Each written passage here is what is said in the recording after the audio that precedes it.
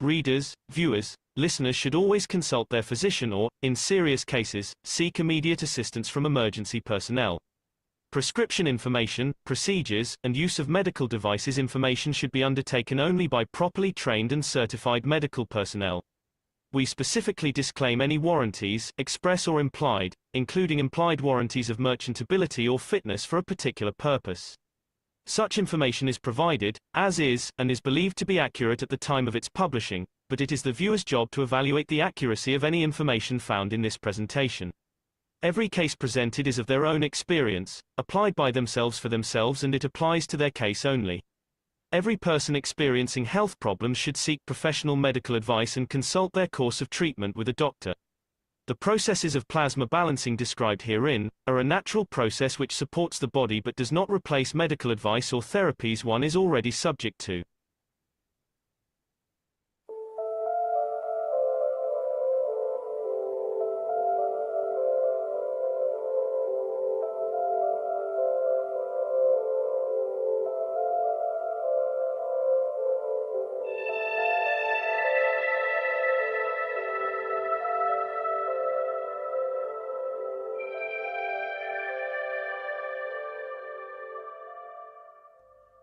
It's time for change to move into the real work of the universe.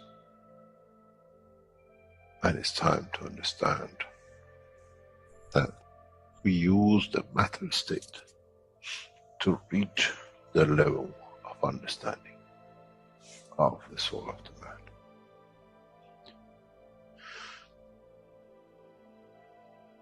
Now you understand maybe why the Creator has sent His messengers in the name of whatever you have had.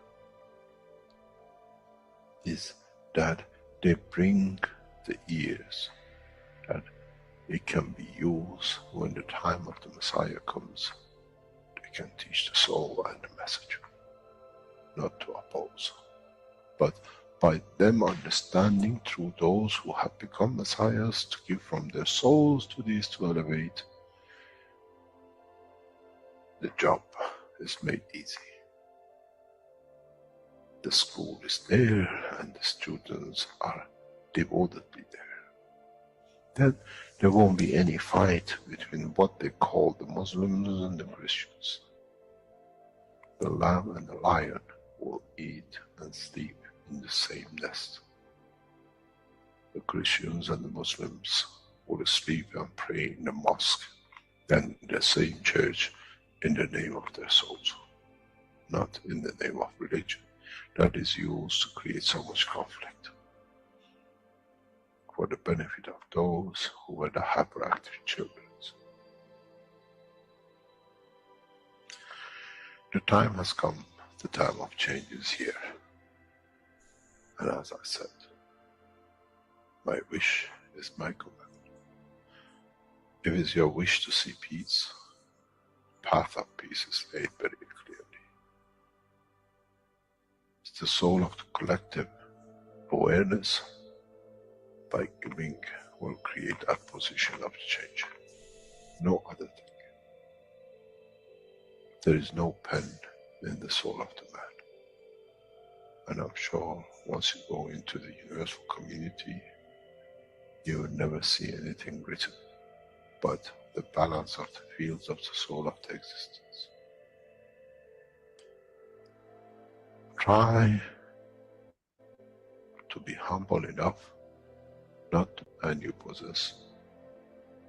Otherwise, you'll fall in the same path of the church and the mosque.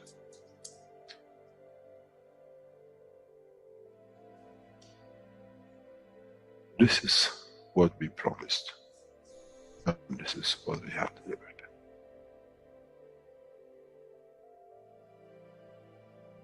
We have to understand the operation of the soul, and we have to understand the soul of the man is a star in the cosmos of the universe. If we compare the soul of the man and many of us, 7 billion in one collection, Earth is like a galaxy with so many stars. When we look in the depth of the universe, we see galaxies with hundreds of millions of stars in it. So is the planet Earth. It carries 7 billion beautiful stars, which are the soul of the man. Carries with it soul of so many trillions of animals, plants, and everything else. So if you look, when someone who does not see the physicality of the earth and its content, what do they see? They see a galaxy with so many beautiful lights shining, each one according to their strength, each one according to their position.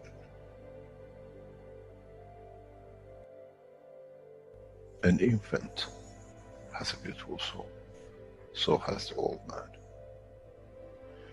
To those who do not see the physical dimension of this planet, but they see the strength of the field, we are clusters of stars. The human race, every single soul, no one from a distance sees that's the soul of a fisherman, that's the soul of the cosmologist, that's the soul of the president. They all shine irrespective of the physicality.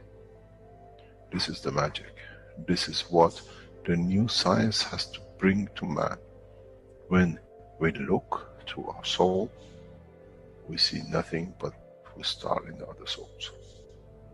And this is the break. This is the understanding. This is what all these teachings are about. Coming to mature to the next level, to understand in the deep space, the universe is the oyster for those souls who serve. Then man is ready to go into space. Then man is ready to become part of the universal community which has been promised.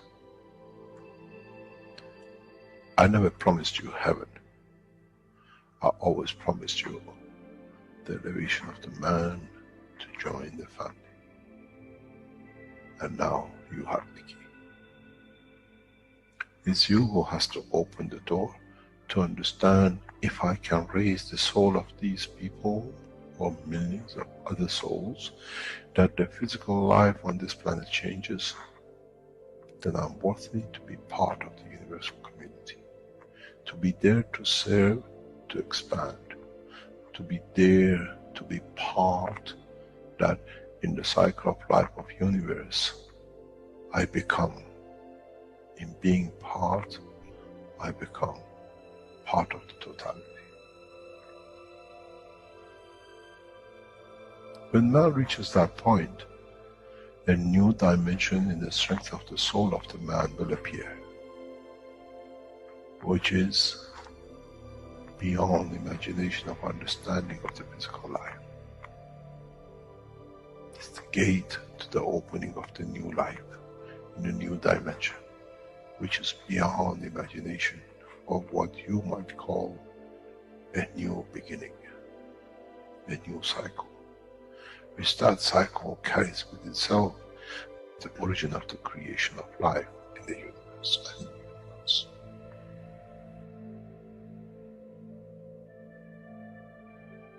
It's the elevation of the soul to serve become the key, not a throne of the physical life. The time is right. The time has come for the man to go through this process.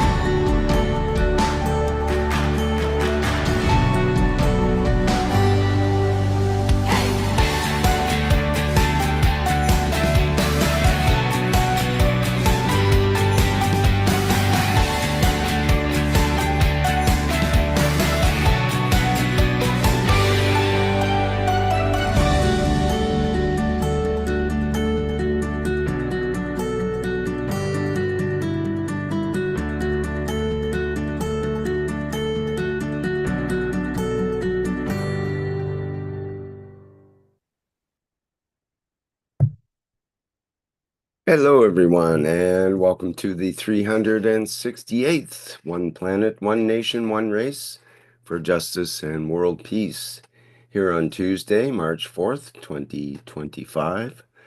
This is a production of the Keshe Foundation, Spaceship Institute, Education Department, and part of the public teachings in English. My name's Rick Crammond, and I'll be your host today. And we are hosting members and support members of the Universal Council who are presenting today's show.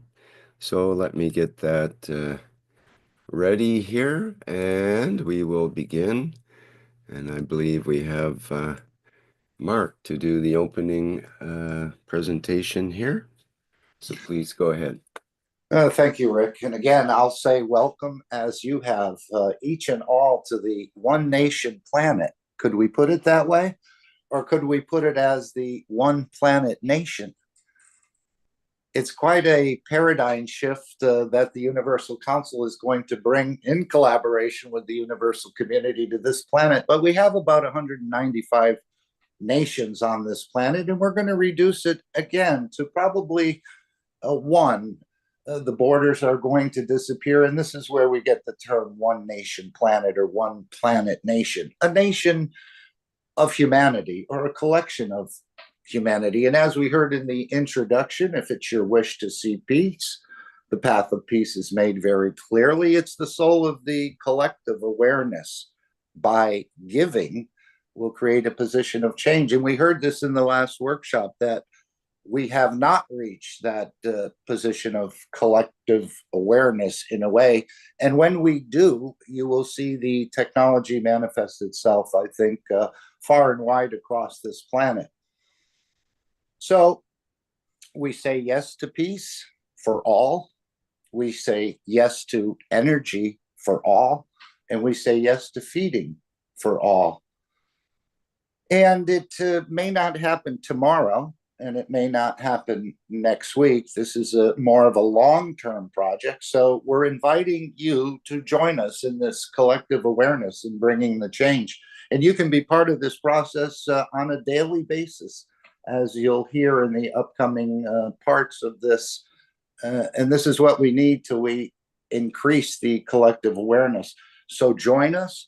Add your energies, add your emotions into this process, but it's up to humanity to bring the change for itself, that we really want to move away from war and killing and move into a much more peaceful structure, which will give us an entree into the larger family, which we refer to as the universal community.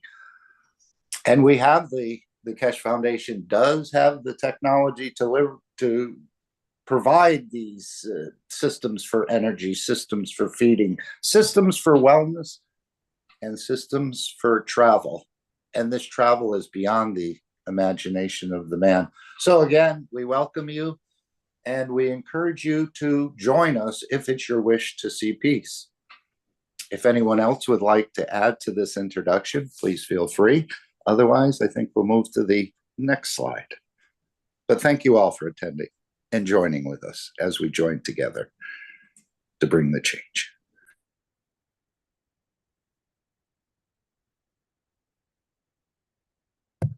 Okay, thank you, Mark. Next, we have the wishes, and I'll remind our attendees here and people watching that we'll have a full minute of silence for each of the wishes.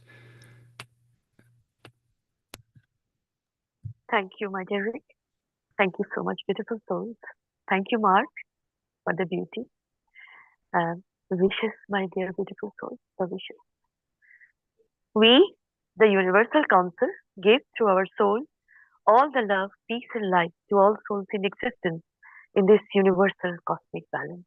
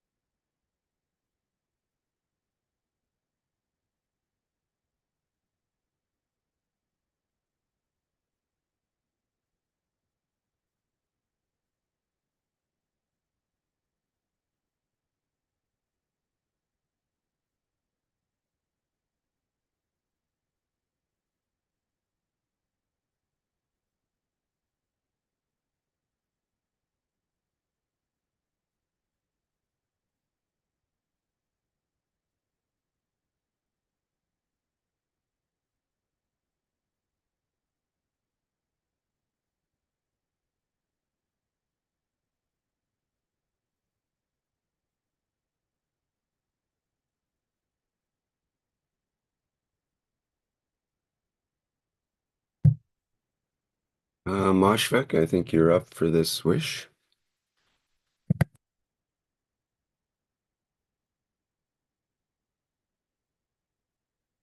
He could be indisposed, so I'll read it. Okay, Oh, the mic has opened. I'll go ahead.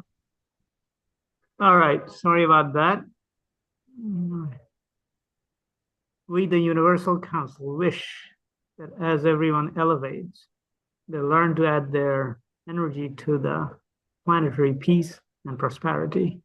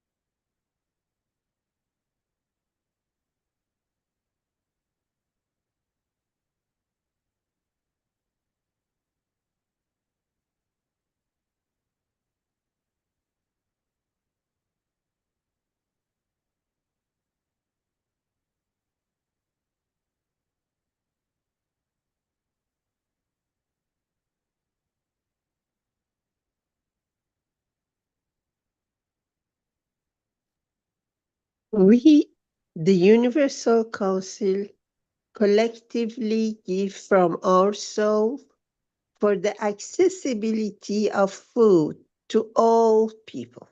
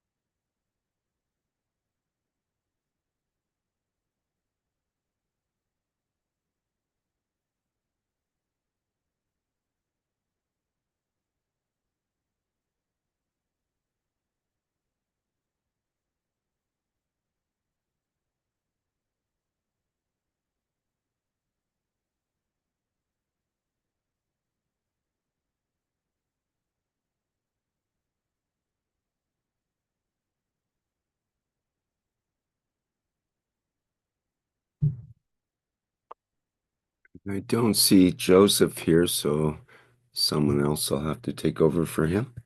I'll read it. We, the Universal Council, create condition to cover the need of the people by understanding the work of the energy fields. These are our wishes, and our wishes we command.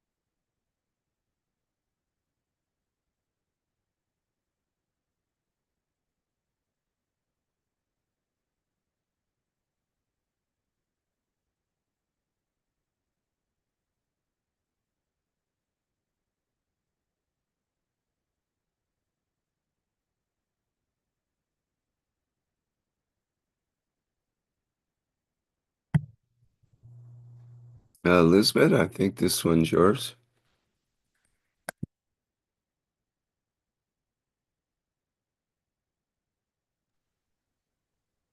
We, the Universal Council, join the universal community as one soul, as part of the soul of peace.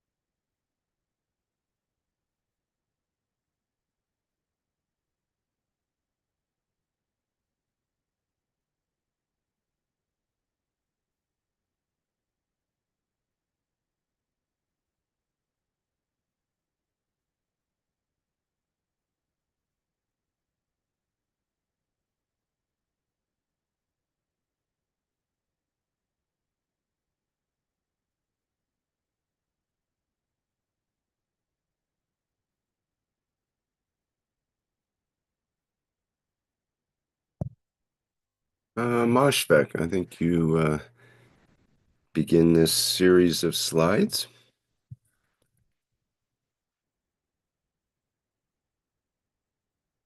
Okay, I didn't realize this was mine. Okay.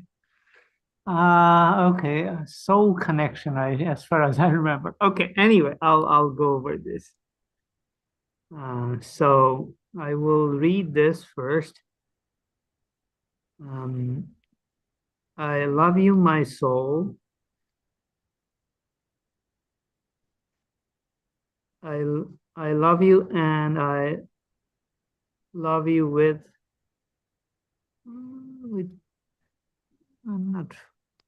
I'm not reading it right. Sorry about that.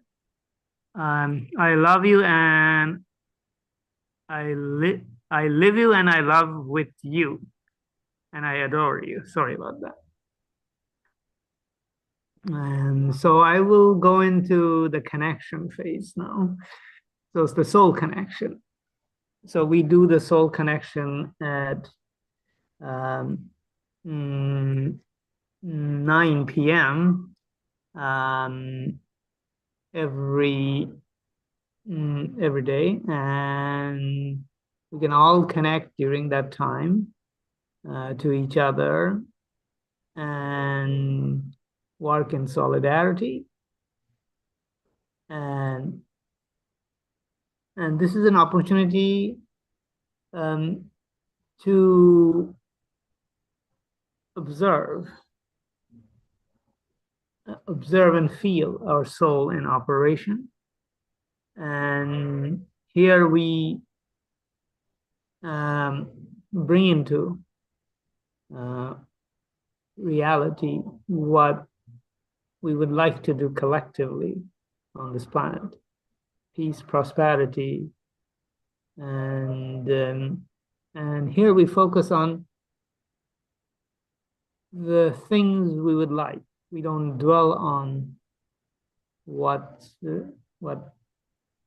bothers us or what creates stress in us. It's what we want to have at present, and the present becomes a reality as we do it.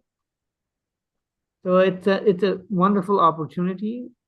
We can all participate, and not just participate, we can also invite the souls, other souls with our soul, souls that are not necessarily carry the physical existence as we do, where we communicate with voice. So this is not just participation, but also involvement in the sense of bringing others to the party. So the the peace and prosperity, or the change we want, we wish for, can have new attendees, new souls, souls that are not like us, be the inhabitant of the planet or the well-wishers of the planet. And they're all invited. And we can participate in the process by elevating those souls to join us and do just like we do. And so we set the example. By setting the example, we create the party. And the party, and by seeing the song and dance as Shweta would put it, in the party, other souls come in, join in. And as they say, more the merrier. So let's move on to the next slide, which is the invitation to the soul connection. And I'm going to do it in my native language, which is Bengali. And I don't remember how long do we wait? And I'll just say in English first. Anybody know the period which we stay quiet? I think it varies, maybe 2 or 3 minutes, depending what you would wish. Okay. So, okay, we'll do it for 3 minutes. And so I'm going to switch language. এখন আমরা আত্মার সংযোগের জন্য আমাদেরকে নিয়োজিত করব, এবং এর জন্য আমরা প্রথমে আমাদের যেটাকে বলে নিয়াত করা দরকার, মানে আমাদের মনে ঠিক করা দরকার যে আমরা কি করতে যাচ্ছি। আমরা আত্মার সংযোগ করছি। আত্মা যারা বিভিন্ন জায়গায় আছে, বিভিন্ন জায়গায় সকলের সাথে যারা এই সংযোগে উদ্যোগী, তারা সকলেই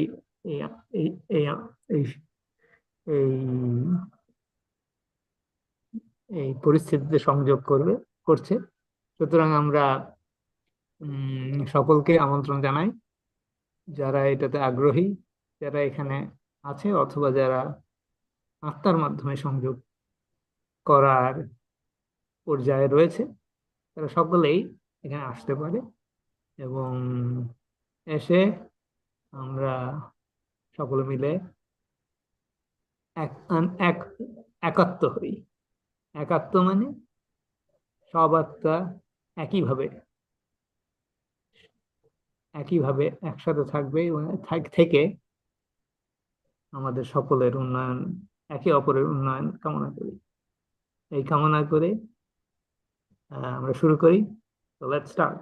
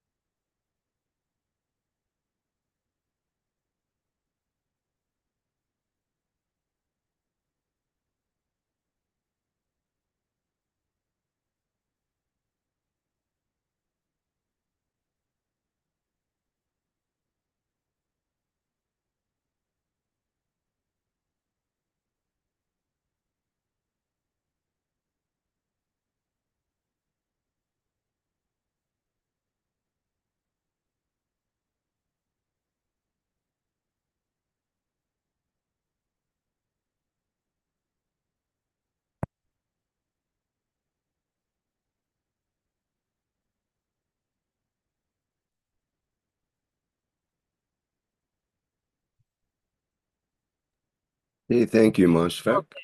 That concludes our, okay, we said it all at the same time. That concludes our connection. So we have one more thing to talk about regarding soul connection. So this is something we are introducing from today, and that would be making the soul connection that we do every day at 9 p.m. Little more interesting. A little more interesting in the sense that it will make us focus. It will provide us with a focus so that we can practice the soul connection with a higher degree of precision. And this not only make us connect with each other, but we connected with a very specific purpose. It doesn't mean that we don't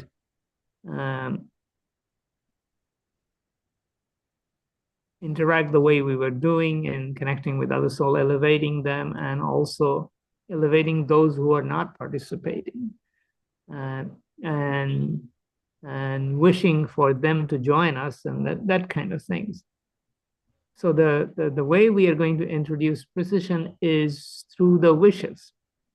The wishes that we mentioned today. For example, we have 5 wishes today. So on Wednesday at 9 p.m. when we do the soul connection, one of the things we will do is keep the first wish in mind. And similarly, on Thursday, it will be the second wish. And on Friday, it will be the third wish, and so on. So we have 5 wishes, so it covers Wednesday, Thursday, Friday, Saturday, Sunday. For Monday, we'll go back to the first wish again. So we cycle through them. So we use these wishes as sort of like a point of focus, specificity, and something to feel how the collective wish operate. And we develop the sensitivity and the feeling of wish coming into being. And this is not just elevating others. We are also honing our own capacity to wish and apply the wish and make it a reality. So this is just we are practicing at a level which brings a lot more focus, precision, and involvement. So I hope it will, and I just, it's not just hope, and I'm certain that all of you will do wonderfully in going about doing it. And it's not just those who participate. In the end, we are serving others, and through the service, we do this, and by doing this, we are also enhancing our capacity to serve. The more we serve, the better we can serve. So our service is part of our being in the Universal Council and being a knowledge seeker in Keshe Foundation. So I hope everybody has a wonderful experience with this effort, and see you there. Thank you very much.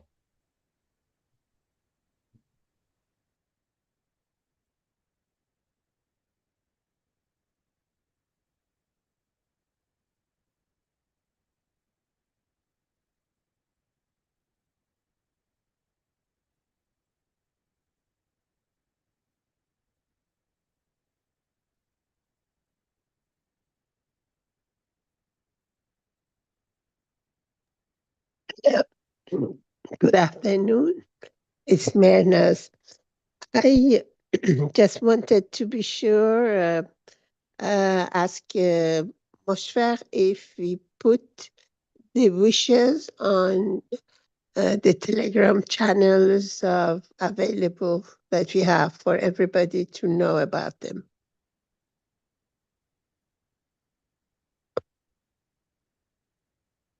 Yes, we can use the channels, and that will be wonderful as well.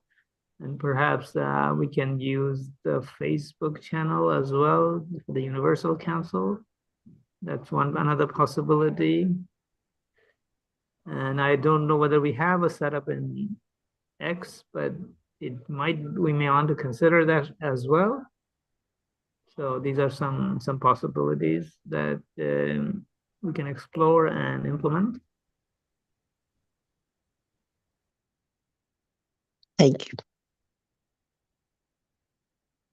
The more we are, the better it is.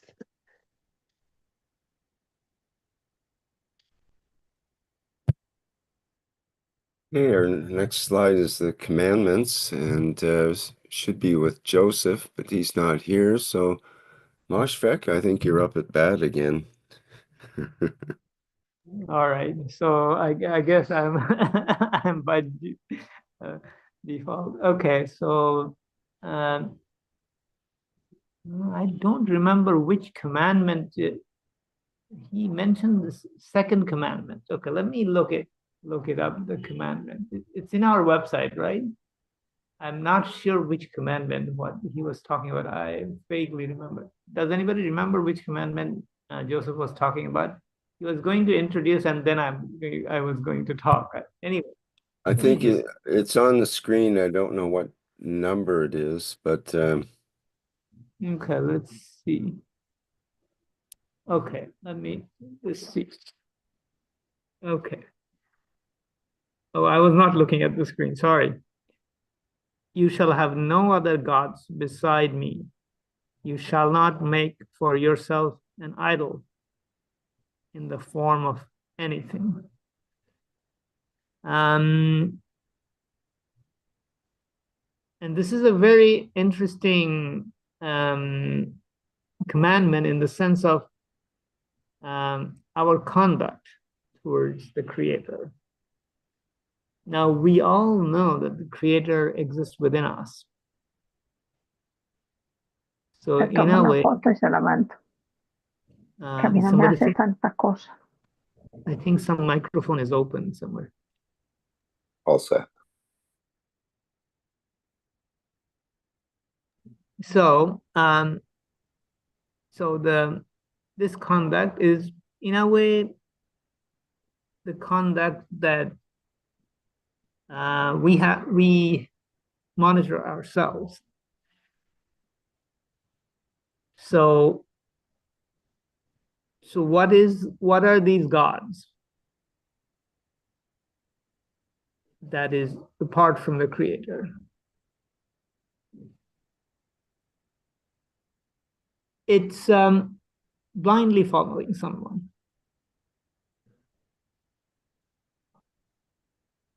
Without having any acknowledgement of the presence of the Creator within us.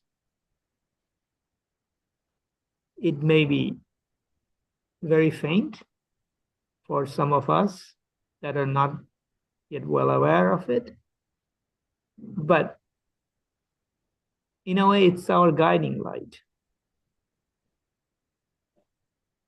Now, when it comes to other gods, what are these other gods?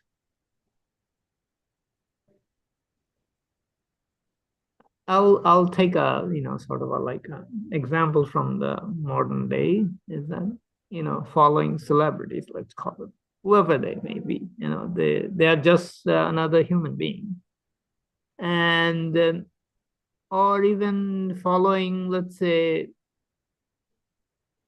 certain brand of product. You like certain brand and blindly follow it.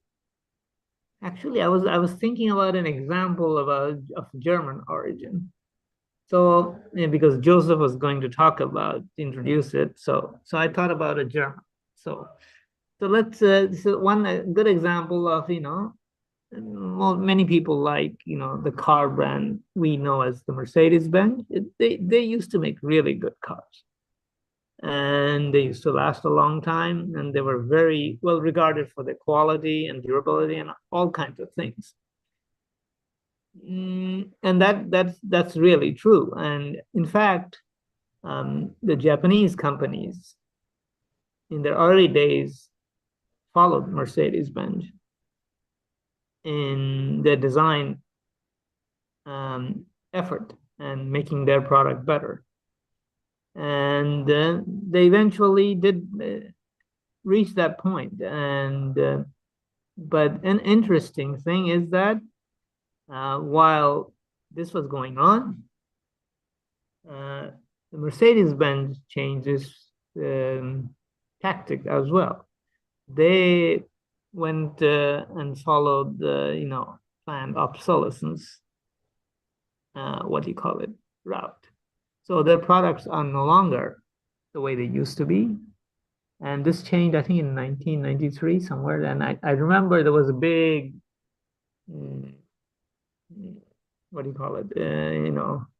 uproar in the German taxi driver community, because this is not Mercedes-Benz. What happened? This was after 1993. And so here, Mercedes-Benz is it's a car to idolize, so to speak. And many people still do. But we have to also kind of take into account the reality of the situation. So if we idolize something, celebrity or a car maker for that matter, is the same thing. We have to evaluate them from a very real perspective of what function they serve, how they serve us. Once again, the point of service come into play. So admiring and following somebody is not a bad idea. But in the end, the service. So the creator is that point from where we learn to serve properly. So it is that what we are after, the service, the proper service, the proper guiding light for the service that we are here to do. With that, I will end my few words, and thank you very much, and we'll go to the next thing. Hello. Okay. If I may add something. Oh, that's wonderful. That's even better. Okay, go ahead, Mehran. Thank you. At the time these commandments came to Moses, people were having a lot of different idols, gods of wood, of whatever material, stone. And at the time, this was saying, you have no God other than I. And then now we are getting acquainted with the soul of us. And then there are people in history that they learn something about the soul of the man and some of the knowledges that they could control some of the phenomena. And then they became the master, and they became the people. People have to go to them for having whatever, and be forgiven for their sins and things like that.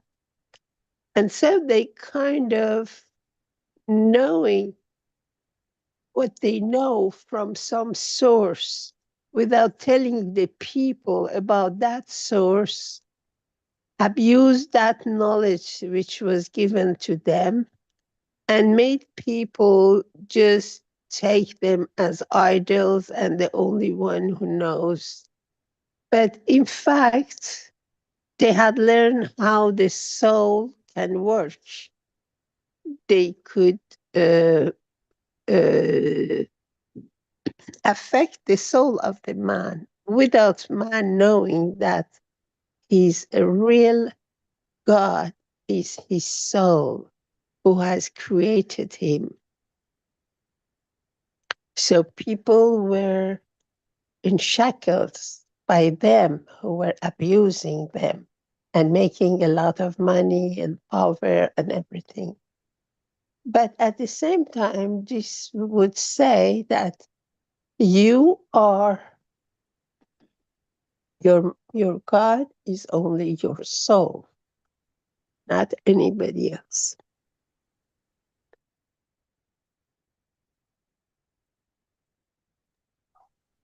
Thank you, Mehran. Thank you so much. I also want to add, thank you, my dear Moshe. Beautiful you said. And I also want to add some words that the commandment, as we say, our wish is our command, and that is the commandment.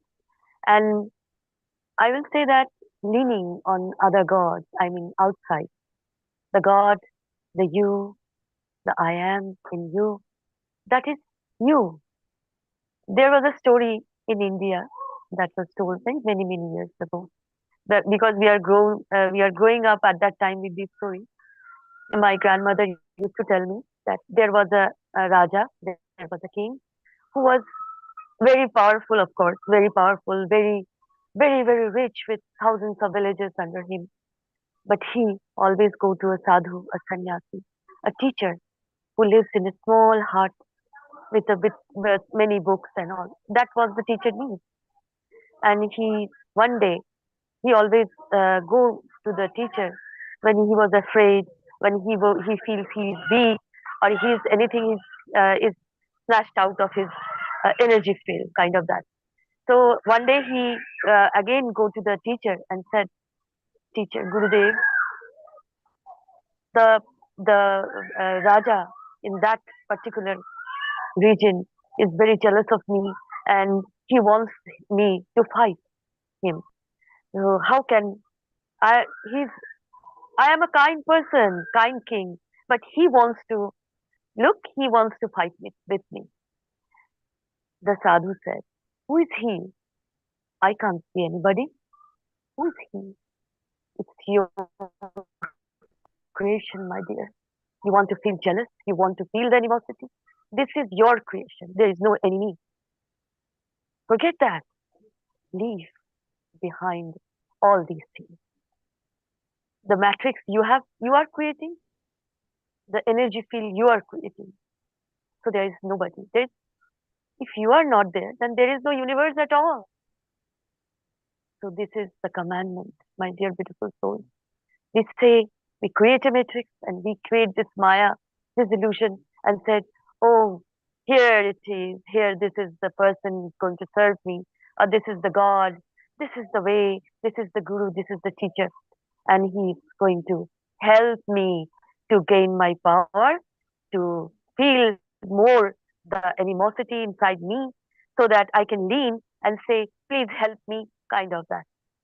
So this is how it has happened all over in our lives, like anger, like jealousy, like when we detached from this, when we understood the commandment we gave to the God inside us, everything literally started to vanish in a way because we didn't need that, and the Maya goes away. So this is the commandment. This is the command. I am present. So this commandment is your commandment. So think this way, like this command.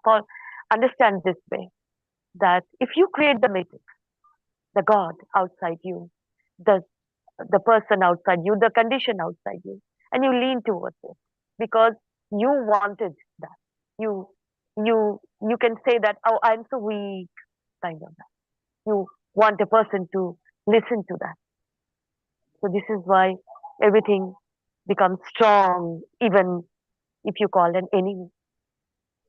So even um, in this world event that is going on at Moshnik, Wish was so beautiful that he said that everyone has this ability, this commandment to elevate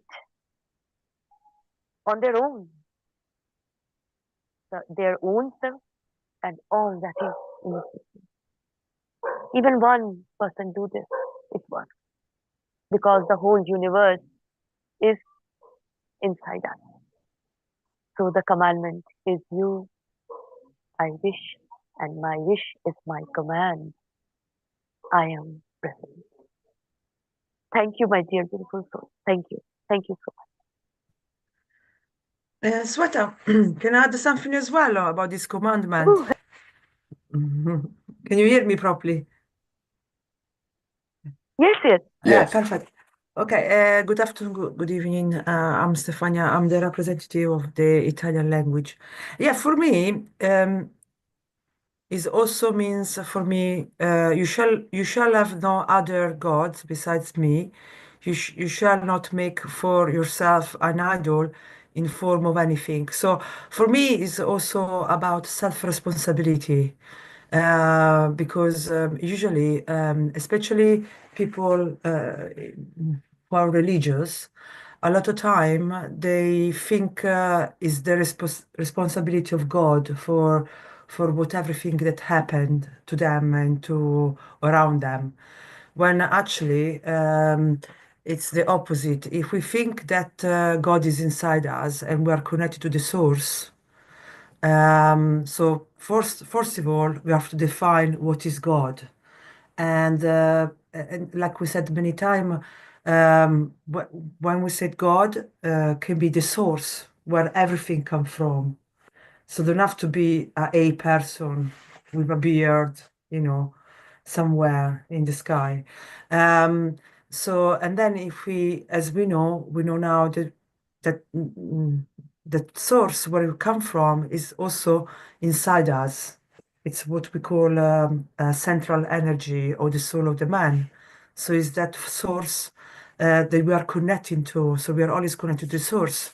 So for me, when you say shall I not have no other God, it means is you. God is inside you, and it's your own responsibility, everything that happen around you. And like Shweta said now, you manifest because you are, we're image of God, we are same as God.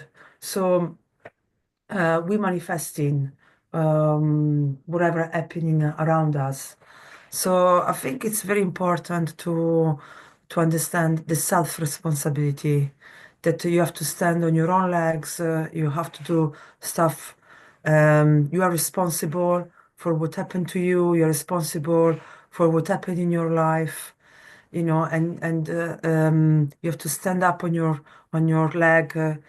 You have to find this connection with the source that is inside you. You have to, and this I think also this what is about plasma technology and plasma technology. When we study the universe, we want to understand how to get the best out of ourselves, how to get the best out of our body, how to get the best out of what we are. Or when we want to peace, then we want world peace. We want to find the peace inside us. We want to, and peace always come with knowledge, come with balance of the field. So when you have a better understanding of what it's all about, but it comes with self-responsibility, learning, wake up in the day and doing stuff. So definitely a lot of time, because I'm Italian, especially in Italy, I see people going to church and they giving For example, this summer was the Jubilee, so everyone was making donation, thinking, okay, if we make a donation, I'm going to paradise because I'm good, I'm making donation. So that is more like a bride. We have to just become more self-responsible and get full charge of our life and get to know who we are, where we come from, why we're here, and how can we get the best of our own self, the full potential of our own self. So for me, this commandment, what does it mean? Self-responsibility.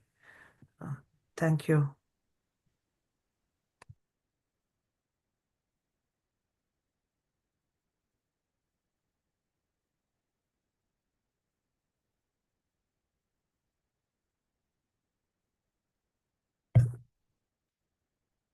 Okay, in our next part, we have questions and answers with the Universal Council with Marie and Claudia, and they've just completed their last session in last Saturday, March 1st.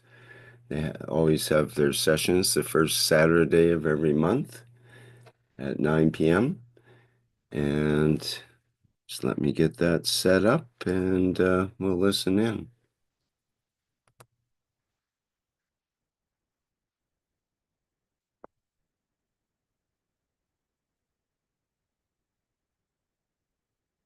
Okay, this will be question number 1, and let's begin. Introduction today, and we are ready for the answers to the questions from the knowledge seekers answered by the Universal Council. Então, essa foi a introdução, finalizamos, e agora vamos para as perguntas e respostas feitas por buscadores de conhecimento e respondidas pelos membros do Conselho Universal.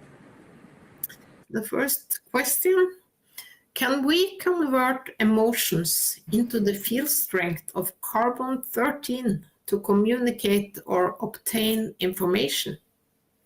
Então, a primeira pergunta é: podemos converter as emoções na força de campo do carbono 13 para nos comunicarmos ou obtermos informações? And the first answer: yes, you can manifest any field as whatever you desire. It's like a wish. Your wish needs to be good for all to manifest. You wish it to manifest as whatever you need. It's how creation works. And manifestation, any manifestation, or call it plasma entity, contains information and will communicate with you. But remember to be humble. By being humble and asking this plasma entity will give you what you will. By being humble and asking this plasma, and this plasma entity will want to give. In the universe, a strong plasma always gives to the weaker. And ask. If you ask, you will be given.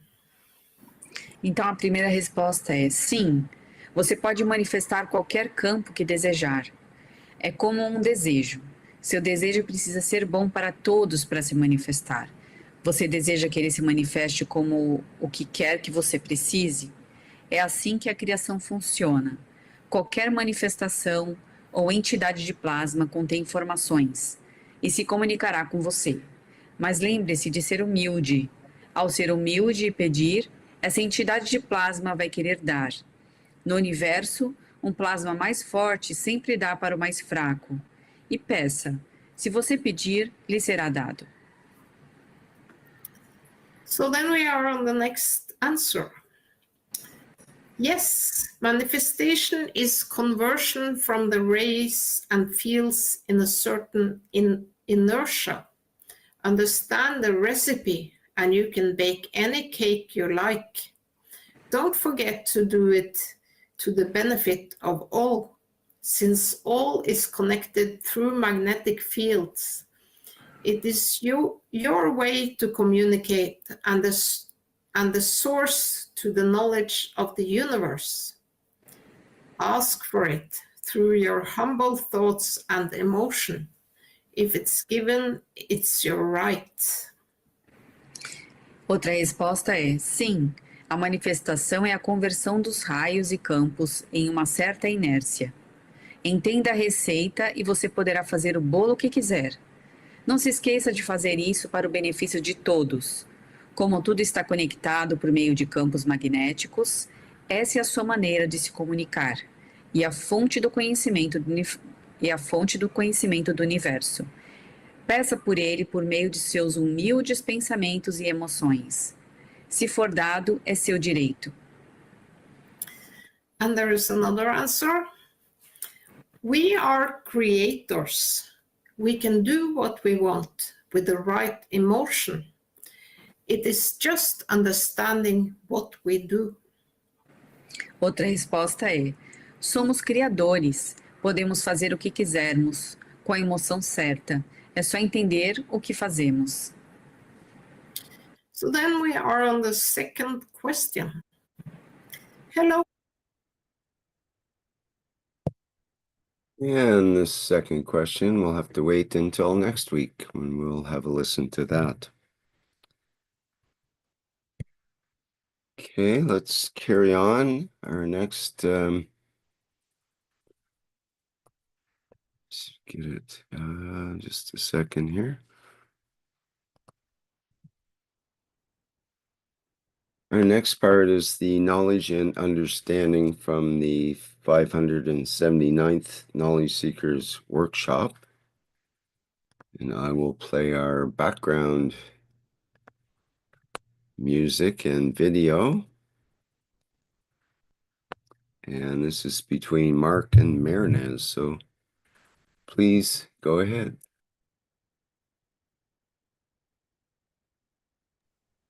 Ladies or gentlemen, go ahead, Mehran.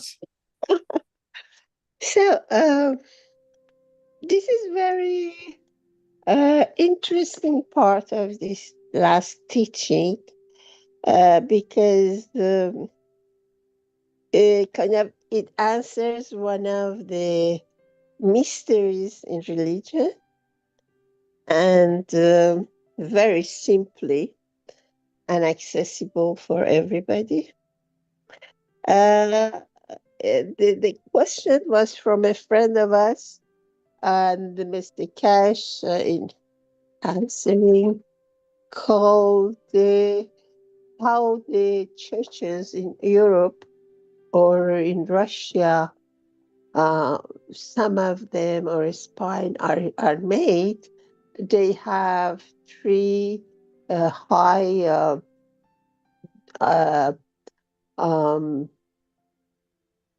peaks, and there is a major dome inside, which these three sides peaks are the energy sides, and the dome inside is where the energy is there, the highest energy level.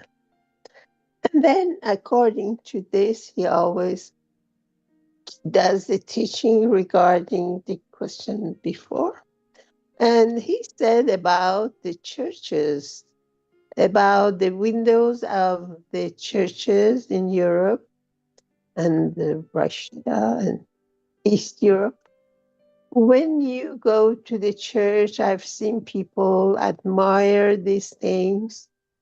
Honestly, I was watching them without understanding anything. I mean, there are things more beautiful. Being Iranian, we have a beautiful forms of hand work or buildings with hands. We make beautiful things in the buildings, in the mosques. And this didn't mean anything for me. And so Mr. Keshe says that these windows have the forms and colors. And these forms and colors are connected to the bell of the church. When the bell makes the noise, we hear noises, but in fact, it creates the vibration and frequency which corresponds with these images on these windows and these colors. And especially if these windows are from the windows they used to make before with real colors of the elements. And then he says that if you put some water inside the church and the bell rings, the bell has this noise, and you see the water creates the vibration, and the form, it would look like one of these forms and shapes on the windows of the church. And then he says that during the first part of the 20th centuries, people who came to know this, and the Rockefellers and Rothschilds, they bribed the Vatican to take out all these bells and put other kind of bells which have no harmony with the windows. So these vibration in the water, we have seen in some churches, they give some small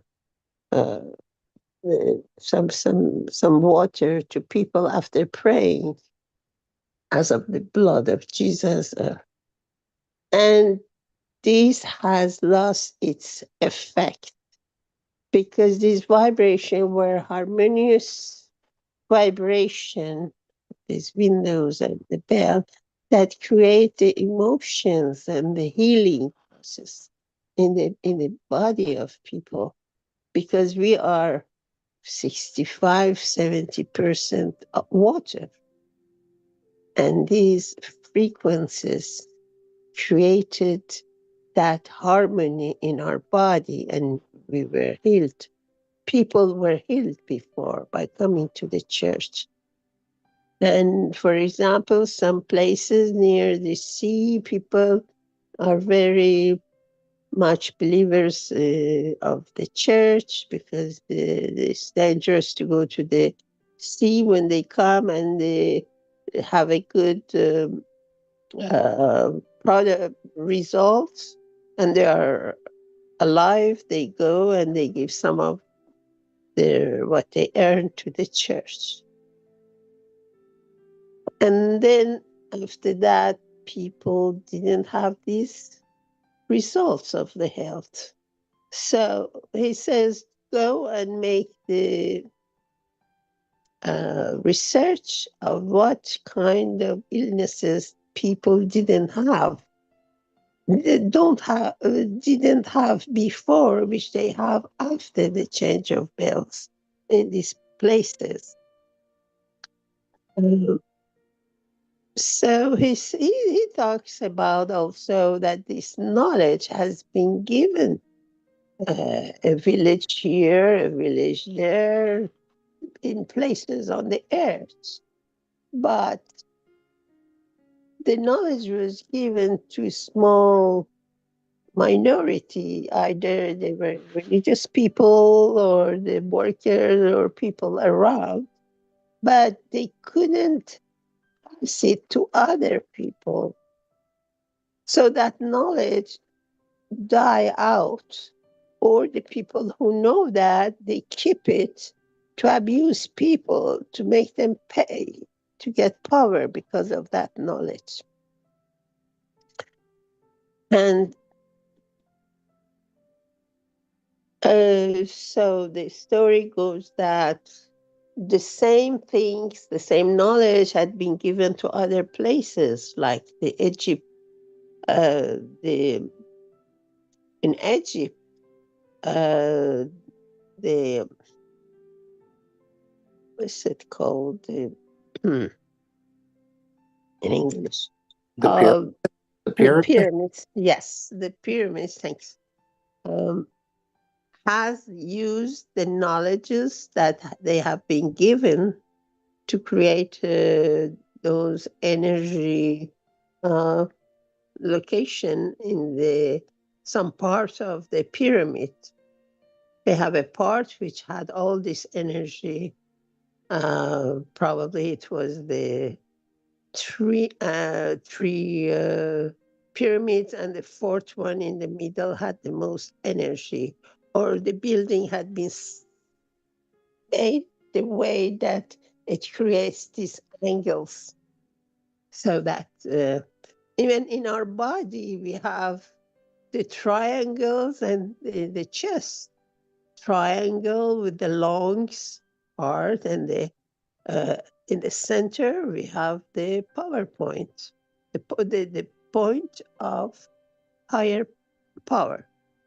So that the thing is that now we don't have that problem. We can have the mass communication lines. So everything we have discovered, people choose and they follow. So there is not much things hidden more and more. And that's one of the things which help that people which are inside them peace-loving create the peace and save the humanity. And he says, in fact, he was very criticized. How come you bring soul into this scientific place? But in fact, the soul is the most powerful part of our body, even in universe. And we were not aware of it, or we were not supposed to be aware of it. And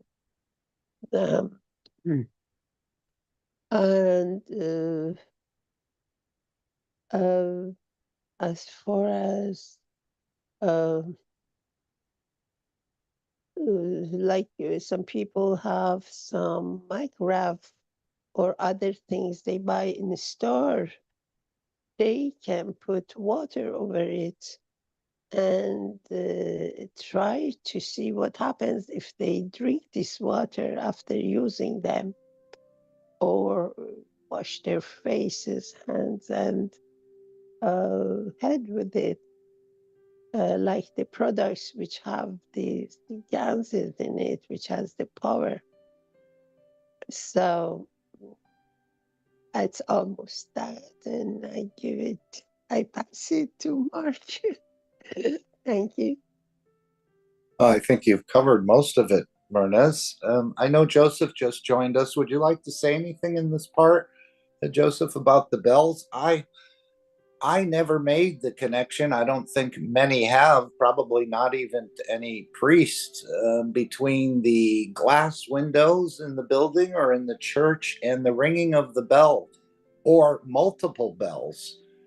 As Mernez was trying to explain, the churches, as Mr. Keshe said, were healing points for the villages, for those who heard these bells. This was, as Mernaz said, gifted to man thousands and thousands of years ago. And apparently, by understanding it, I'm sure they had to do more research, but you can tune, and Rick has brought this up in the Reactor group a number of times about the glass windows in the church where the people sit, and how different natural minerals were used to create these different colors. I never realized the balancing part of it, but it's almost like it's a twinity system. The bells tuned to the glass. That frequency that was sent out in the village was absorbed by the body of the man and created balance, or, as Mr. Keshe said, a type of healing in a way. I don't think they shared that with the villagers. This was a hidden technology, and only the builders of the structure, I think, were familiar. Probably the priest wasn't. These were agreements made between the I guess the builders and the clergy in a way, but they needed certain builders to understand certain things. To me, it was to keep the villagers healthy.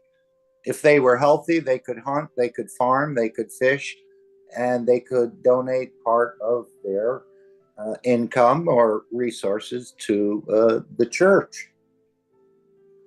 I never realized that there was such a deep, deep connection between these things. And as we also heard, a lot of these things were hidden in pottery as well. We see some pottery doing some things like crying or doing some other sort of things, water dripping out, as Mr. Keshe said in the past. Somebody put something in there. And of course, he's had pottery, but there were secrets also in the pottery. So I never connected I always admired the windows. I always heard the bells. And then, of course, thinking that was God calling for funding or calling for money, but it had a deeper work. But of course, that work stopped, I think, at probably in the early 1900s, when the corporatized medicine or these large structures of hospitals were set up and they wanted more clients. So that was actually an order from some of the elites, I guess, to the Vatican and others, and they were actually paid to take the bells out. Now, we still hear bells today, but they're not tuned to the glass, and they don't provide the same thing. But the beauty of all this, as he was explaining over an hour of teaching in the 579 Knowledge Seekers Workshop, that Mr. Keshe was quite aware of this knowledge, and he's hidden it within the store of the Keshe Foundation. Maybe we'll talk about that. He said he's put this knowledge into the knowledge of the glass, and the knowledge of the bells is now hidden in the Keshe Foundation store with the work of the coasters and the work of the soap and probably the work of other things. But it's just amazing that certain people had the knowledge to create sort of a balanced condition in the village. And I was never aware of that till this was brought up. I think it was a very deep secret kept within the church, and maybe not even within the church, with their associates who were the builders. And I'm sure, as he said, these things were paid for at quite a dear price. If we were to build a structure for you, according to this combination of frequency and bells, we would demand a percentage of your intake, and that would get sent to the mother church in the area, and that would, of course, get passed on to perhaps the Vatican. But yes, it was ordered to be taken out.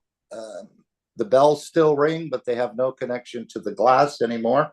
And maybe we'll open that up a little bit in the Reactor group starting at 7 a.m. tomorrow morning. Rick has brought this a number of times, so I think he has some familiarity with it.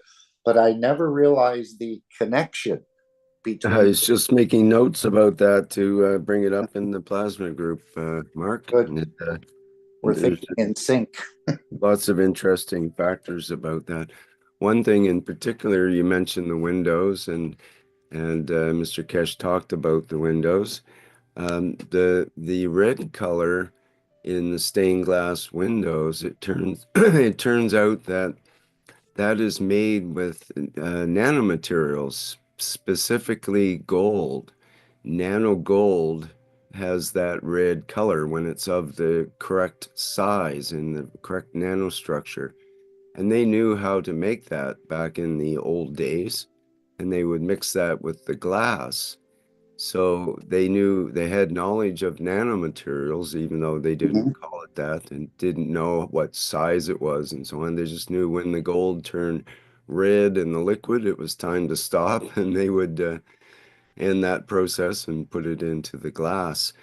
And now that nanomaterial, when it reacts with sunlight coming through the stained glass window, actually creates a special form of oxygen, a negative oxygen, which immediately destroys any pollution in the air. It's It has a purifying effect. air purifier. So you can imagine being in the church was actually in a purified atmosphere. It was like their air conditioning system in a way, or their air purifier. So I thought that was quite amazing. We found that out in the plasma group some time ago. But maybe we'll dive into that again, and some other things about windows and bells. Very interesting. Thank you for that appetizer, Rick, or promo for the Keshe Plasma Reactor Group. And he also said there was some knowledge hidden in the glasses that people used to drink from. I know he talked about the green glass. In other words, the cups that the church uses today have been are silver, as I understand it, and that's what they usually use in some of these ceremonies. But years ago, they used different sort of glass cups, and one was green, and he said that had the energy of uranium, not damaging, but if you give someone enough energy, no diseases can exist. And then he talked about the red cup, and he said that was more or less for circulation or to produce more red blood cells or platelets, as I understand it. Then there was a blue cup, and that was for something else, I'm not sure. But there was a whole series of technologies hidden within the structure, but they never revealed it to the, I don't think, to the members of the church at large. This was something that was hidden, and there's a lot of knowledge, as he said, to be gleaned from this. But as he also said, these products, this understanding of the frequency and the balancing has been put in, hidden in a way, in the matter state, in products that you can easily, these are some of the offers from the Keshe Foundation store, and Rick has brought up the coasters. And different, I think you can request different, request for different types of emotions you'd like to have created in your environment. He even talked about putting one coaster on the bottom of the glass, one on the top of the glass, and see if you create any materials within the water of the glass, and then collect those materials and set them aside. But there's a beautiful understanding, and if you ever have a chance to buy some of these old glasses, he said, buy them. They're probably hundreds of years old. I'm not sure. I don't think, I mean, we've seen a lot of imitations, but this is, again, what the Keshe Foundation is doing with the same technology, and it's being offered today, hidden within products of the Keshe Foundation store. And you can request something you'd like to see more peace in the home, or there's a lot of anger, or something else that you'd like to request. And certain things, and I don't know what certain things, can be embedded into these structures. And he said, as soon as you touch them, your emotion gets embedded in it. And I guess it starts to work in a way, again, in the plasmatic dimension, to bring that balancing or whatever the issue is within the home.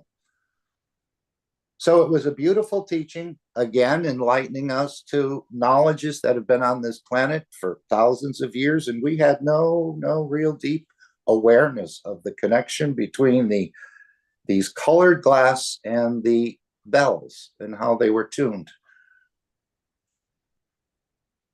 So that's about all I want. Would someone else like to add something else? If not, maybe we'll continue in the Keshe Plasma Reactor Group, which will start on Wednesday at 7 a.m. in this same Zoom room number.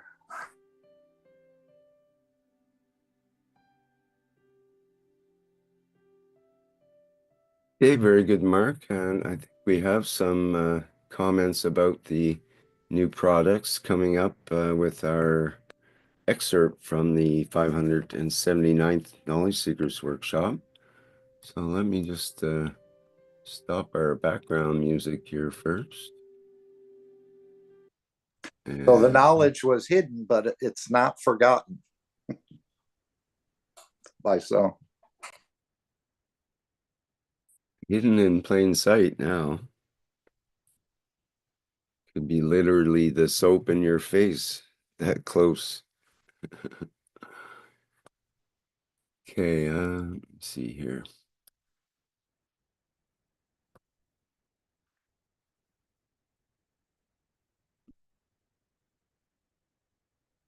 Okay, yes, we have an excerpt from the 579th Knowledge Seekers Workshop, and starts at about 3 hours and 16 minutes. And let's see, I just have to get it properly shared here. And away we go. Oh, these are resins. Oh, yes. This is the... Can you show that up again? Yes, Can you show that one? Yeah, let's start with that one. Yeah. This is the cosmic ray material. It's finally made. This is the final version. You're all going to receive these. There is no way, and never try to crack the ball. It's, if you expand the picture, it comes, you've seen how long it's taken. I was talking to somebody earlier on. The material is made in one part of the world. The cover comes from another part of the world. The box comes from another part of the world. And the wallet comes in another part of the world. It's taken us a year plus to get this the way I wanted it. And in next few days, few weeks, as everything is getting ready and is done, you will see this is what you're going to receive. Those of you bought the cosmic material, this is actual the final product, and it took us a year plus to get it the way we are happy with it. And hold in your hand and put it, drop it in environment you want to be, put two of them and make something from it. The energy, the fields connects into cosmic rays. And it's amazing because after holding it, and I think about 30 or some more will leave very soon. Now that everything is coming together, there's a lot of finishing of the ball needs to be done, but this is the final product. And thank you for your patience. And then you will see the beauty of this thing if you can realize it. And it's amazing. The energy it releases is so powerful. If you are at that level to feel it, it's amazing. Amazing. They came from different part of the world. And the material for the pouch was chosen by me. Material for everything else was step by step to be there to actually process it.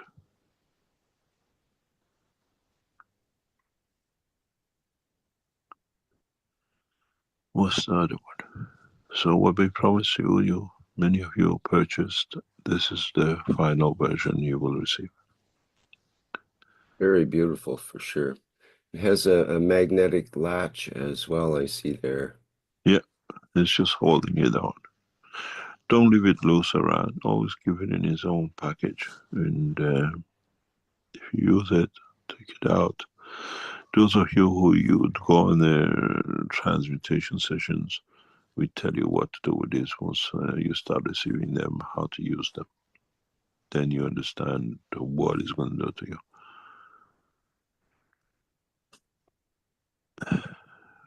Was there something else? So that's it. Okay, let me get back to the other screen here. You know that pouch you see in the back where it goes in? I've sat for nearly 10 hours to get to the person who can make it. Just that pouch. I made a journey of 10 hours drive just to get this pouch done the way it is, should be. When you touch it, you feel it, you understand the beauty of it.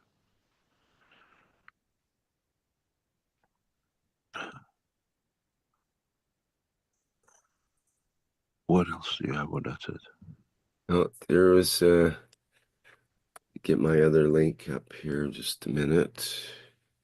You see, the material in the ball goes with the box, and the box goes with the pouch.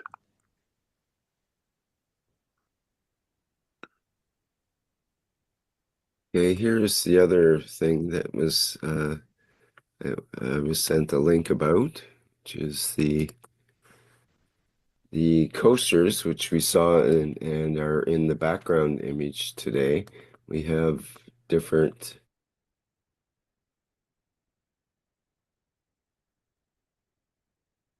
images. Yeah, That's this one was last week. It's a comment. Yes. Now they are set. I know that. These are in a pack of 4, and they go with a stand. And you can choose 4 items for a stand for one thing and 4 for the other. Is there a coaster line? One of them must be one of the pictures.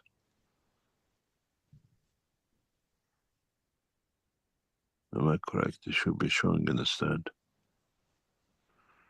Next one.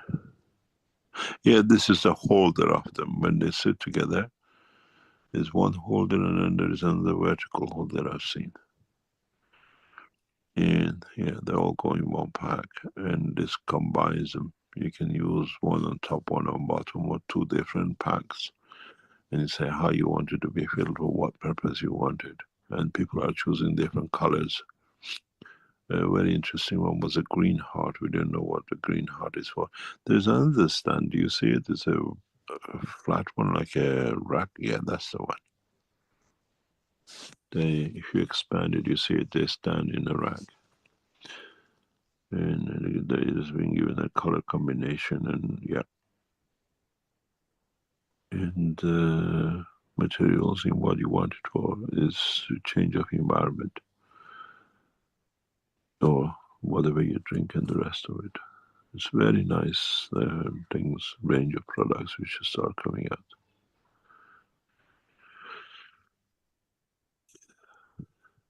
Anything else? There is something about these you want.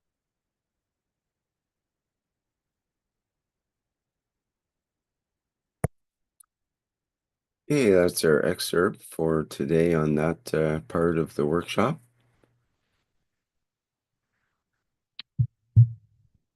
And see. Rick, I want to say something. It's so beautiful, you know. I just felt like, you know, little girl that have a little purse and want all these things in my purse. It's so beautiful. Thank you, Mark. Thank you. Thank you.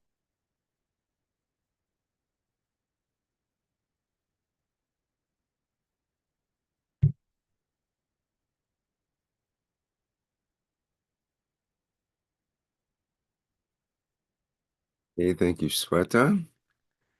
And let's see here. I think this was the invitation to support the products part, and we've pretty much covered that. Is there anything else you'd like to say about the Keshe Foundation products or that aspect of it before we go on to I will say, my dear Rick, the product, pure love for all souls. Have them. I will say, no technical words I can use. This is pure love. So much beauty. Thank you. love encapsulated into products, eh? And these are all Yes. space technology products. As he said, when we go into space, you cannot bring the doctors, or you cannot bring all the food you need, and you cannot bring all the medicine. So if you want to try alien technology, if I could put it that way, or advanced space technology, the offers are right in front of your nose in the Keshe Foundation store, overseen by the professor, or the development has been tested. And as he said, I've tested most of these products, or all of them, on myself before you lot get them. So these are well researched, 40 years, and also well tested before they became offers, I think, in the Keshe Foundation store.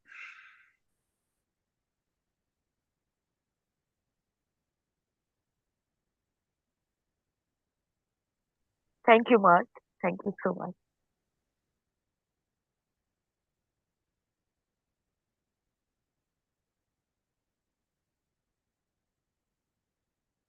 Okay, we can probably move on to the next part in the Knowledge Seekers workshop.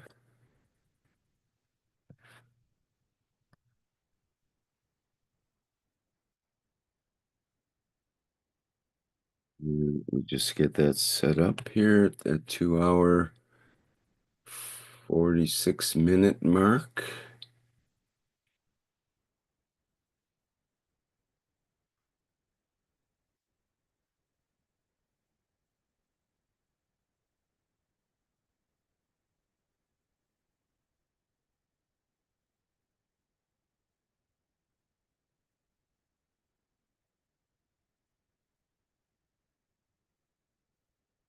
Got one that's not playing. Bear with me a minute while I get my Knowledge Seekers workshop restarted here. Sometimes you have to bring a pair of them up just in case one has a flat tire or something. It's ridiculous. What year is this?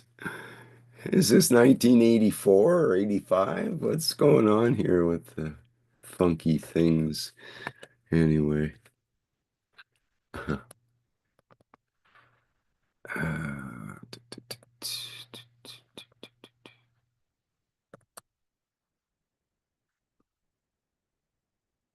Bear with me a second.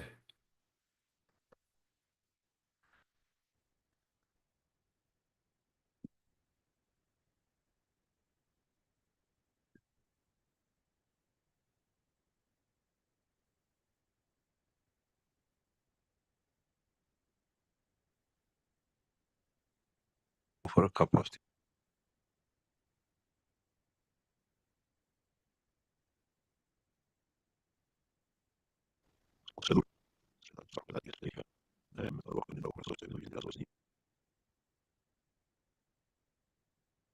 I've got it.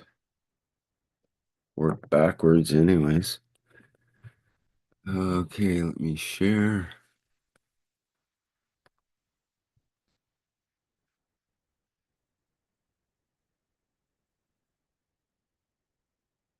Okay, here we go. Those are in the universe. Those are who are in the crowd of the man are here to take that across to the others through their souls. So when you see people, they cheat, they do this and that, let them do. They will change. One day they change. Okay, Mr. Keshe, another question I have is this, with the, I don't know how to put it together. Go for a cup of tea. Oh, it's early in the morning.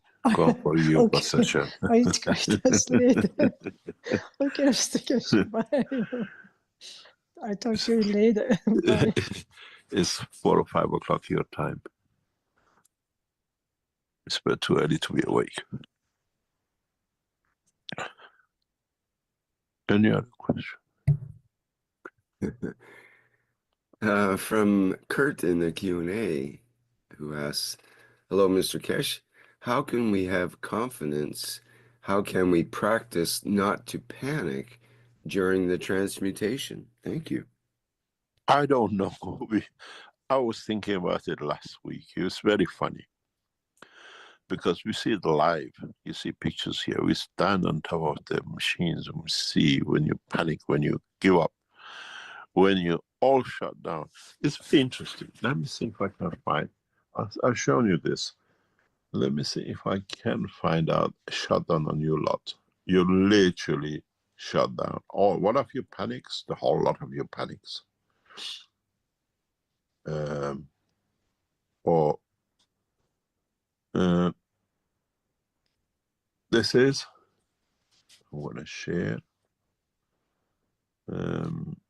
Let me go into Zoom and share because that's the best way to do it. Some people might be thinking you're exaggerating or something about this panic thing, but I can no, attest, it's an emotion. You I cannot can do it. attest there are times when my physicality is just, it just freaks out. It can't handle the pressure, or it becomes just really irritated due to the soul trying to connect with the soul, and it's not sure what, it's What losing to do, where is it going to attention. go? Yes. I It know, feels like it's dying, and or the whole body gets itchy, or other it's the manifestations show up fear, all of a is sudden. the fear of unknown. Yes. Literally, it's the fear of unknown. You see, I'll show you because we have these pictures. These are offline, live. Some of it we just freeze to see. Let me do it this way. It's the best way to do is you see this, and then I can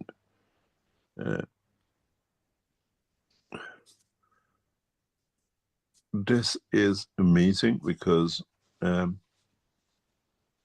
these pictures come sequentially, and it comes out of the interaction of your souls. It's not mine. This is from the sessions. And what is interesting is, but this is very, very interesting, because you all are working in the world of your own transmutation, and then one of you panics, because all your souls are connected to each other, you all panic. And I laugh sometimes because I see so many things, and I can't even say who's panicking. This is you lot in your last session, one of your teams, one of your groups. This is you lot. You're all transmuting. You're all busy with your own thing, and it's very nice. You see, there is no panic. There is a, if you understood the last session, if you understand it more, is you see here even, somebody's gone into transmutation, soul of physicality reaches the soul, but doesn't cross it. Once that pink line crosses the green, you're transmuted. One or two of you have reached that point, but you panic. And if you look at it, this is you. There is no panic, there is no emotion, you're all of you in it. You see here the spikes, which is trying to reach the soul. But something funny happens with one of you. This is the next second. Look what happens. Let me get this out because otherwise it'll be under others. Okay. Now, this is the next session. Somebody panicked, and look. We know it's panic because look at it. Look at the peaks. A shift in the soul. Somebody panicked. And what do? Like chickens, all of you, what did you do? Look at it. You all jumped into physicality because you feel safe here. This is your soul of physicality or your emotional panic, and see what happens. Half cooked, you went back on again, and then you panicked again. Somebody panicked, and the whole lot of you, like chickens, panic, gone back to physicality. Waking up in bed, ooh, I had a bad dream. You see this? And then what happened? Somewhere, somehow, the one who panicked and caused the other ones to panic decided in the next 10 minutes, you had the time. What do? You go back to work again. Ta-da. And have a look. Every time you see a sign of panic or change of emotion, you see this guy. You see, why does it come at the 10 of each one? Is the emotion which affects it. And when they're mixed is you are physically awake. You become conscious of doing it. Otherwise the soul is doing its trip. The science is not anymore what it says in the God knows holy book. The science is you sitting there creating the knowledge of it. You understand how it is, you understand how it works. And so from one trip to panic, back, let's carry on. Let's go and dream again. And then you see how exactly they work. How exactly panic points dictates the position and the change. Huh? And it all comes through emotion, soul of physicality. But the beauty of it is, as we teach you slowly, slowly, if I open this up, you look for the blue line. You see the blue line, which is the average energy from what you take and what you give to your environment from the top. It stays within the frame of physicality. And when we see this blue line being in power with the soul, is then when you have taken a full charge of transmutation. When it's on the same side, you see the blue is the next one is green. So there is attempt to change. And then look at here, how emotion has dropped the physical, what do you call it, the transmutation down to.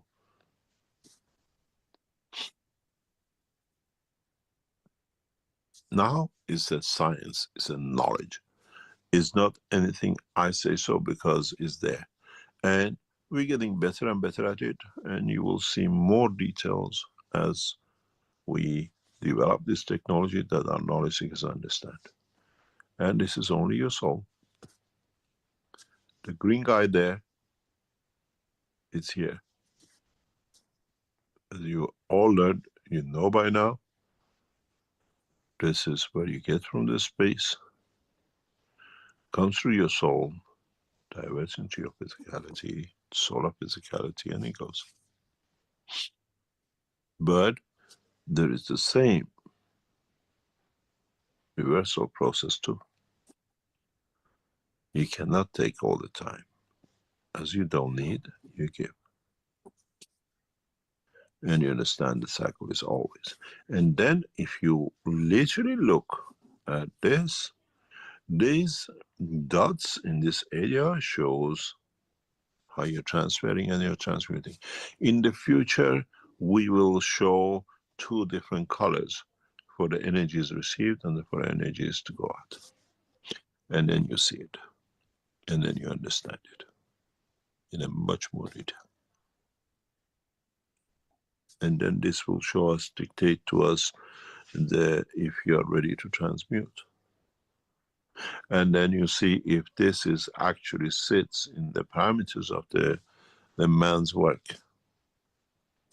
If you look at it here in this figure, more or less, if you talk about it, here you're all in a condition of physical. You go into the soul level, you panic, then you go in, and then you panic and you go back into physicality again. As long as you are above this level, what's above this level, it shows what is actually happening to you. What is below the line is actually what you're going through. And then you see the shift. And then you see in some of the graphs that the green is huge. It means you spend a lot of time in transmutation. And then sometimes you see the green below, which means the physicality is dominating. And sometimes you see this here, which means there's a panic. I don't know if I can do or not, but it's 10, 20 of you in this session. So who panic, who's not, and then which feels stronger, which one of you carries the soul that says, no, we go this way, and the ship follows. Now is a science. It's not a talk anymore. Now it's an art. It's a know-how. And this is what you have to learn. By practicing and practicing and practicing more and more.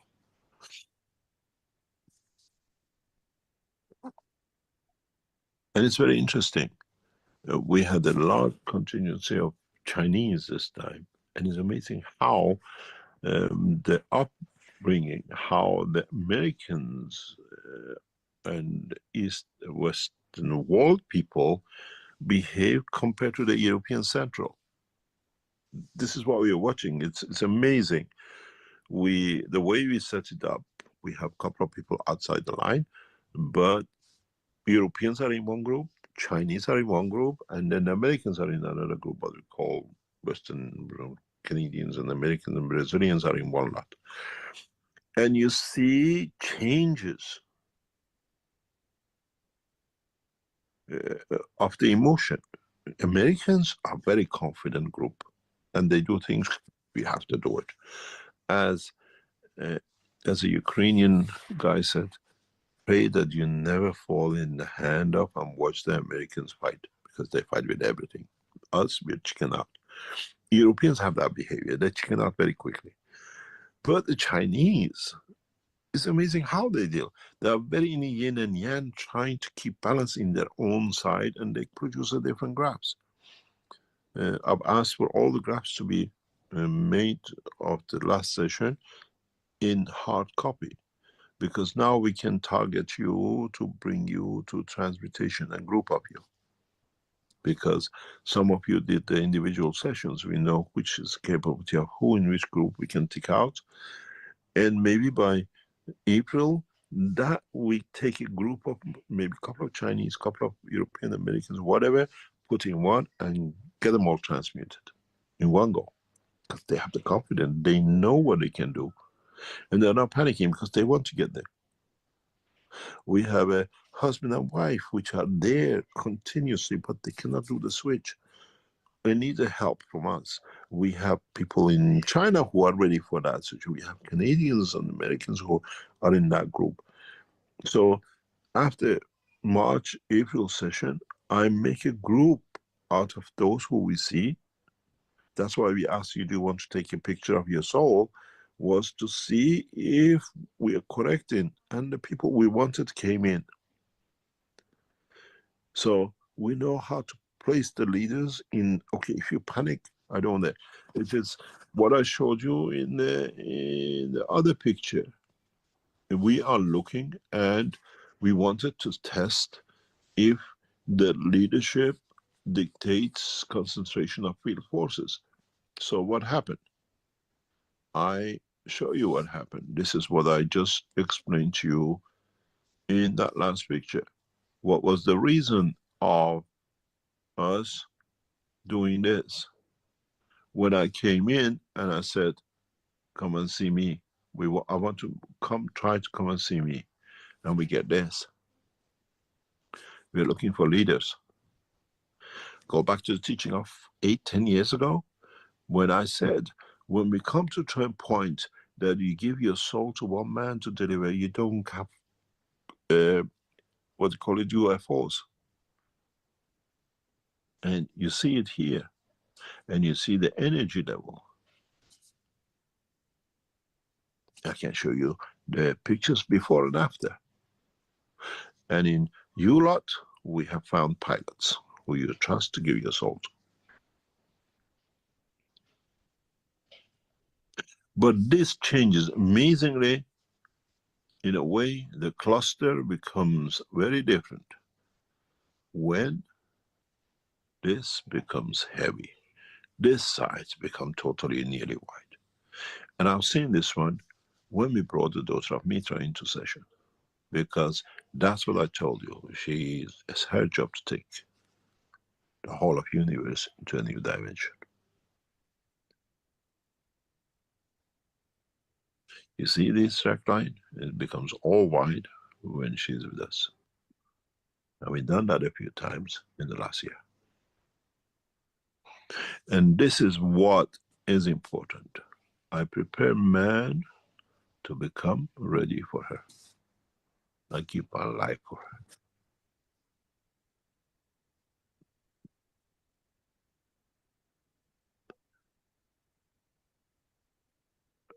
It's the essence of the fields of the emotion of the creator.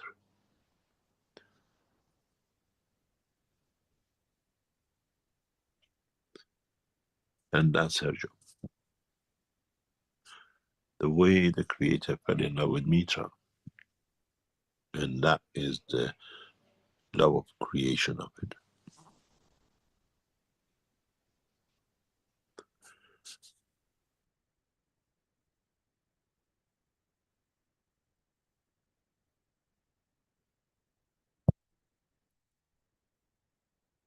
Okay, that's the excerpt from the 579th Knowledge Seekers Workshop.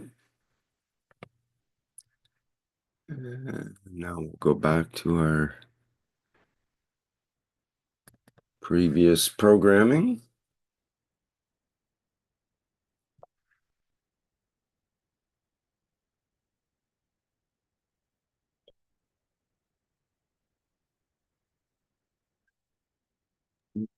We have transmutation with, you guessed it, MOSFET. Well, somebody recognized my name, so I'm not going to repeat it. So, so as we were discussing the commandment, and I started it, but it got increasingly sophisticated and interesting. So I changed my mind. I changed my mind about what I'm going to talk about today. So I'm going to focus on that part, which, Mehran, Stefania, and Sweta, they all did a wonderful job. So I'm going to use their sophisticated and very in-depth look at the commandment and see how this understanding that was so obvious in the discussion can be used in transmutation process. So our awareness of the creator within us, how that may help.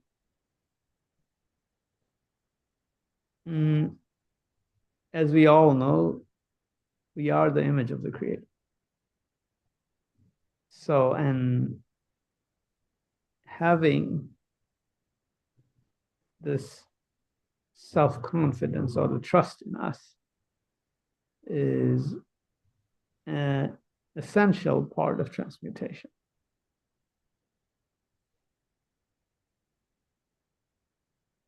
And this essence of within us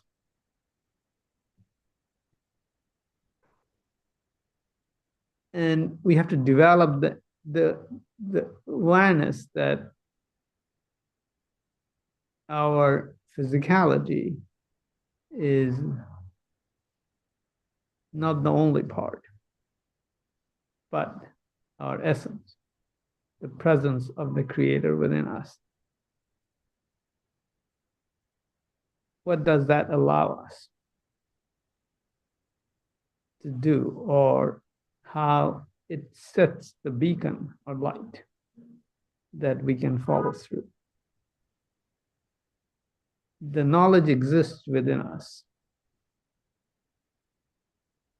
and so does the energies necessary to carry out the transmutation.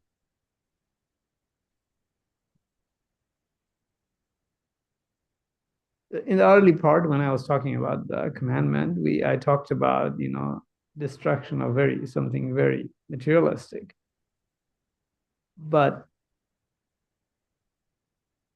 the interesting part about that materialistic side is that this is what distracts us. The ideas we have been taught, the things we are asked to like or dislike, and various other things. This attachment to our physicality distracts us. We may not consciously recognize about these ideas that are our false gods,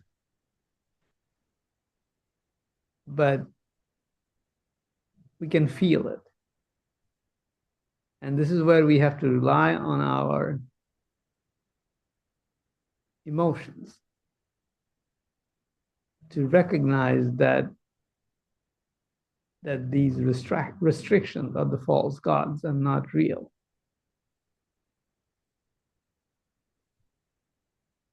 And instead of relying on this kind of thoughts of physicality, we rely on our knowledge and understanding that lies within our soul.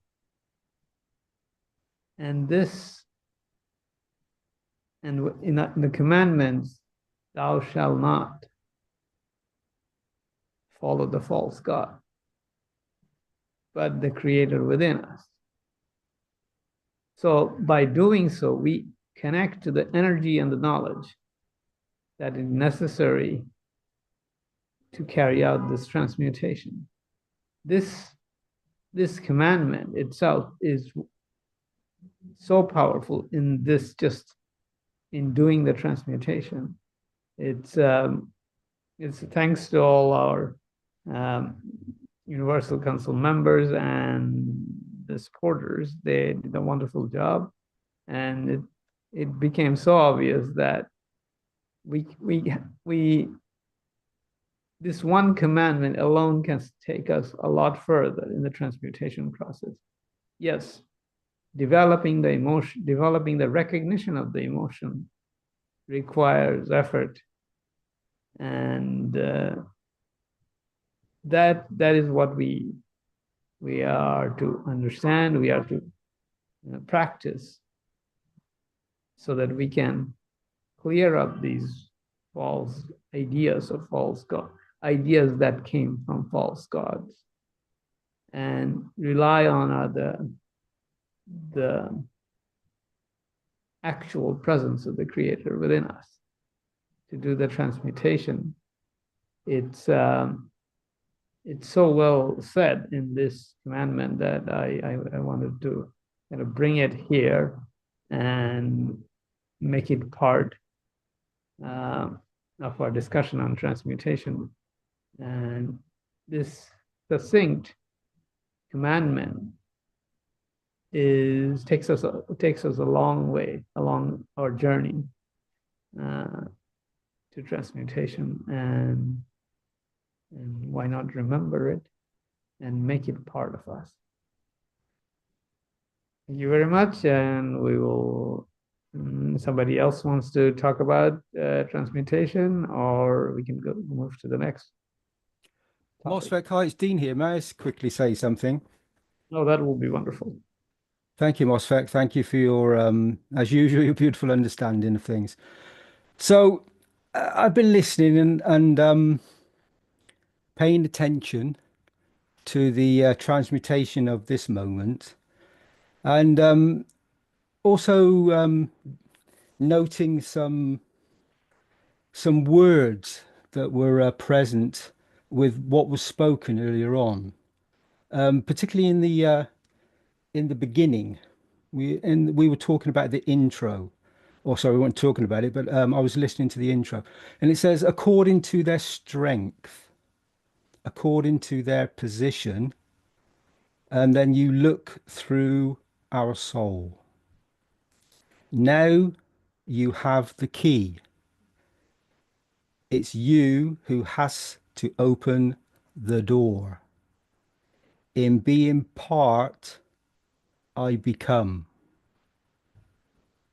So this is a bit of like the reality of now. This is inviting the others, inviting ourselves to be present. And that seed of intention. I was looking at the time recently, and I've noticed that whenever you start to connect with the knowledge and with this transmutation, there are certain numbers. For me at the moment, certain numbers come up, and there was a number when I looked up at the screen a little earlier on. It was 1632, and then Mosfet mentioned about 3 minutes. And I suddenly realized it's all to do with like this universal language that we need. So we have many languages, many dialects on planet Earth, and probably through the universe. I would participate in thinking of. The universal language is obviously through the soul, and we need to have that understanding that everything we speak about in the transmutation is through the soul aspect. It's a bit like peeling an onion, even though I wouldn't want to do that to the poor onion. But so when we start peeling from the inside out, instead, for many, and I think this is maybe in certain teachings and certain things, many peel from the outside trying to get in. It's a bit like the matters and the spirituality, the soul of physicality. It's that trying to start from the outside and trying to get in. And when we start to, as I said, feel it from the inside going out, we become the core reactor. And then according to their field strength, according to their position. And then going on a little bit further into the more recent teachings Mr. Keshe gave, and he was talking about a photon and a ray, where you are the light when the matter energy is felt or felt. And the common denominator light goes through you. You cannot, you say, it behaves like a particle or like a photon. And then Mr. Keshe goes on to say that you look at the neutrinos because you change your emotion. So we're saying that it's the emotions linked to these matter state conditions. And when we change our emotion, we can affect the process and the transmutation intention, that seed of intention. Your body receives the same energy, and maybe Mr. Keshe was going on to say you see the flash of light. That's the neutron of enlightenment. And then he says, I had a dream. So that transmutation, we're part of it in this very moment. And these teachings that we've experienced and all the souls that are present are gently guiding us and teaching us this aspect, this beauty of the strength of the position that we carry within inside ourselves, dependent upon where we manifest ourselves in the environment. And for many of us, we start that process from the outside, trying to go in. And when we start to experience it from the inside going out, then we start to really transmute the intention, and I think it's felt across all the fields, the spectrum of energies that are present in the very existence that we are part of. So for transmutation, we are present. So I think that's all I'd like to say, Mosfek. I don't know if everybody else would like to say anything. Thank you, Mosfek.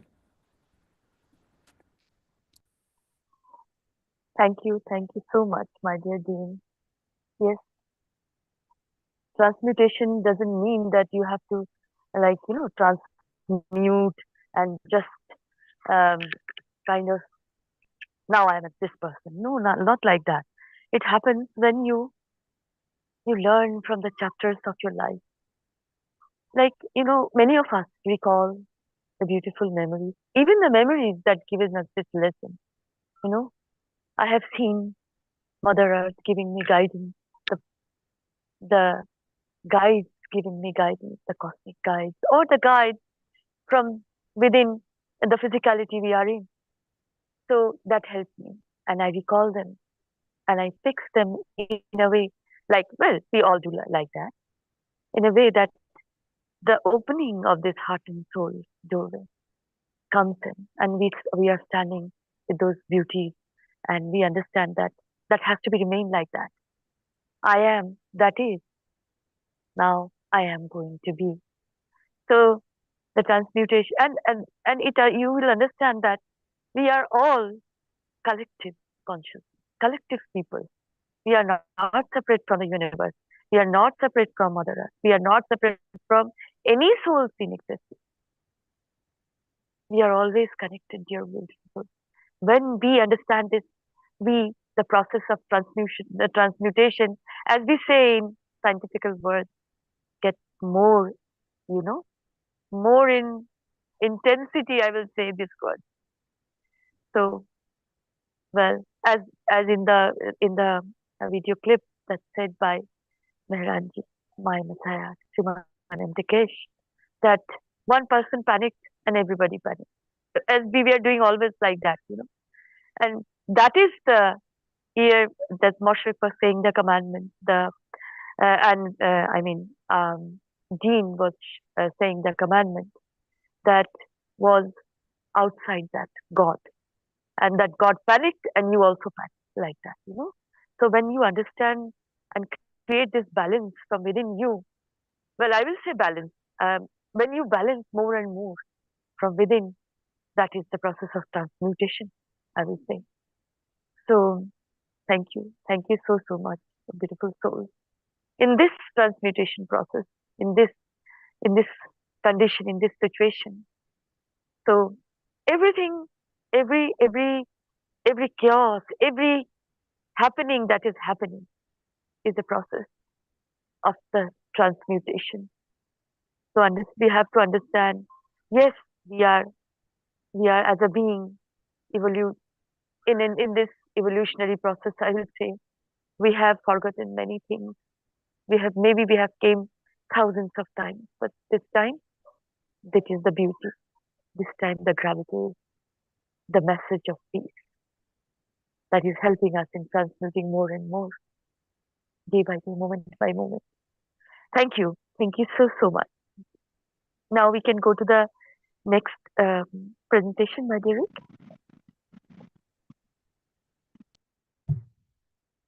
We do have a hand up here.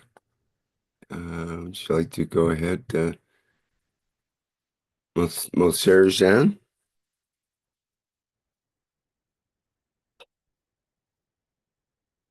I guess maybe not. Okay, we're good. Yes, let's go ahead.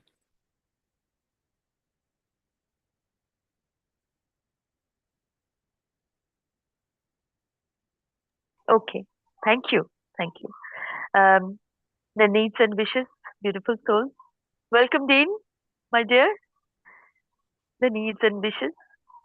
Thank you, Sweta. Yeah, I can certainly read this needs and wish. Unless you would like to read it, Sweta, Yes. would you like to read it? No, you can read. You read, my dear. You read so beautifully. Thank you. Thank you, Sweta. Okay, so the needs and wishes. We, the Universal Council, give through our soul to elevate the souls of those blocking the aids to Gaza. I think we should just give this 30 seconds, Rick, or a minute, just to receive the energies of that wish, and then I'll talk a little bit more.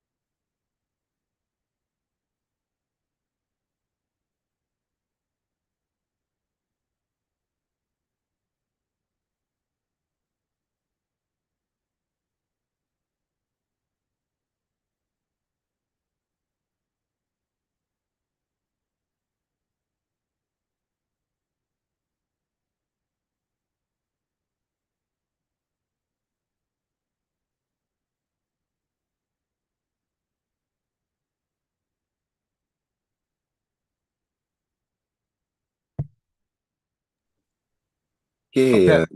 go ahead, Dean. Thank you, Rick. Sorry, I was just back as well. So I think it's important that we speak all these this knowledge that's been shared by Mr. Keshe and by the universal family, and then we know we're part of it. We know we have this beauty within inside ourselves in our structure, and it knows no limitation of anything we can speak about. To the soul, everything is the most incredible, beautiful thing that doesn't have form, doesn't have shape, doesn't have jealousy, doesn't have hate, doesn't have love even. It doesn't. It has no form. It's a plasma from the creator that creates in the moment from the seed of intention. And so I would like to say to the people that are blocking the aids, not just to Gaza, but to anywhere, that are creating a condition, there is never a judgment. However, please understand what you do to yourself, to your family, to the aspects that you need to understand, or maybe you don't need to understand. Maybe you're in a perfect position right now. But from the understanding that I've attained, or I've come to know through the foundation, we create conditions within our nations, within our communities, within our body, within the universe, just by setting a seed of intention to do something that may seem very correct at the time according to our beliefs. But will that belief stand the wisdom and the beauty of time in this moment? And if we speak about it in the moments to follow, will it still feel the same? However, the energy transfer you still have to account for. You still have to receive the energies that you have given or not. Everything is an energy transfer. So what seems something that's very right to do in that moment, will it stand the test of time? Will it be relevant in another moment when we change position constantly? We age in the physical form, and we become more mellow when we get to a certain position where we're about to transmute, lose the jacket of physicality. But we still have to balance that energy transfer. And according to the commandments, that judge is always outside of ourselves. But we have come to know that the only judgment is by ourselves, by our own soul. No one else judges you but yourself. And it will be the harshest, most unbelievable shame that you go through when you stand before yourself and you realize what you've done or haven't done, what you haven't given. It affects the very soul, which is the essence of everything. Would you wish this on yourself? You certainly wouldn't wish it on another, but would you wish it upon yourself? Would you steal from yourself to accomplish what? When just reverse it, just flip it, give. Give the intention to give. Just the mere thought of it, just the interaction, the seed starts the flow, creates the condition in your own body, in your own soul. Your soul knows. Even if you're in a position you cannot do, the fact that you have thought it and you wish it, you've created it. You've started a new plasmatic condition of giving, and then you receive. And we all have this possibility, this understanding in this very moment. You know, you can go left or right, or you can go up or down, or round in circles. But you have a choice. You have a responsibility and a choice, particularly when you start to understand this knowledge. And you realize that what was spoken earlier, that it's all within us. And someone's put in the chat, Stefania, they put, we are the last man standing. So we have responsibilities for ourselves in what we do in this moment. So be the beauty, and elevate yourself to unblock all the matter state conditions that will lead to many, many plasmatic conditions, elevations of the souls that you liberate and you give to, that receive the energy from your soul transfer. And we wish you love and humbleness, and thank you for the beauty of being present with us in this moment. Okay, Thank you, my dear. Sweta, I think I'll Okay. you say something now. Thank you, my dear. Thank you so much. You are so welcome. And thank you, my dear Dee. And I welcome all souls to share your understanding, your way of love, your way. And we know that we are learning. We are all knowledge seekers, my dear beautiful souls. We are transmuting in our own way, in our own ability, in our own condition, but transmuting in peace, in the path of peace. And you are so much welcome. Welcome, welcome, welcome. Suswagatam. If there anything to share, my dear beautiful souls. Thank you so much. Welcome. I'm just looking through the YouTube here, and there's some conversations that took place, but I'm not sure if there's really a wish as such. There was something earlier from Cindy who said, love for the great work of the Keshe Foundation Institute is with best wishes by the German knowledge searcher, Cindy. I guess that's probably a rough German translation, but you get the gist of it. But love is understandable. Thank you, Cindy, my dear.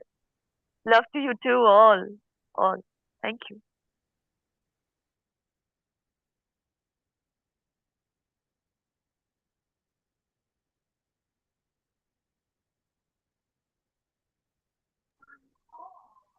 Rick, if there is no sharing or any, I will say question or anything. One couple of other things that we should maybe address. Tender had the comment regarding the commandment, you shall have no other goddess beside me. So what about that idea, you shall have no other god beside me, or shall have no other goddess beside me?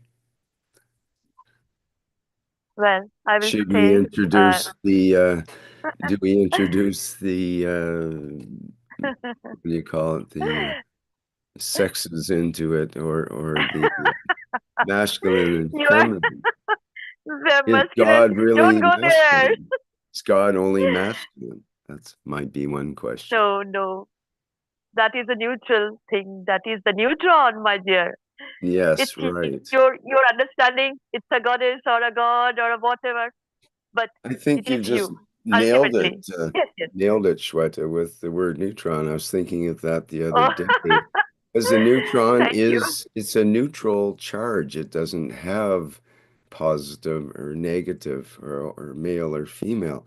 But as soon as it breaks down and degrades into the proton and electron, then suddenly you have a proton with a positive charge and an electron with a negative charge, and they're opposites basically, yet they still need each other to kind of get along.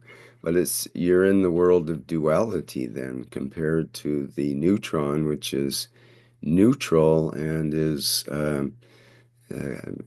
there before the proton and electron.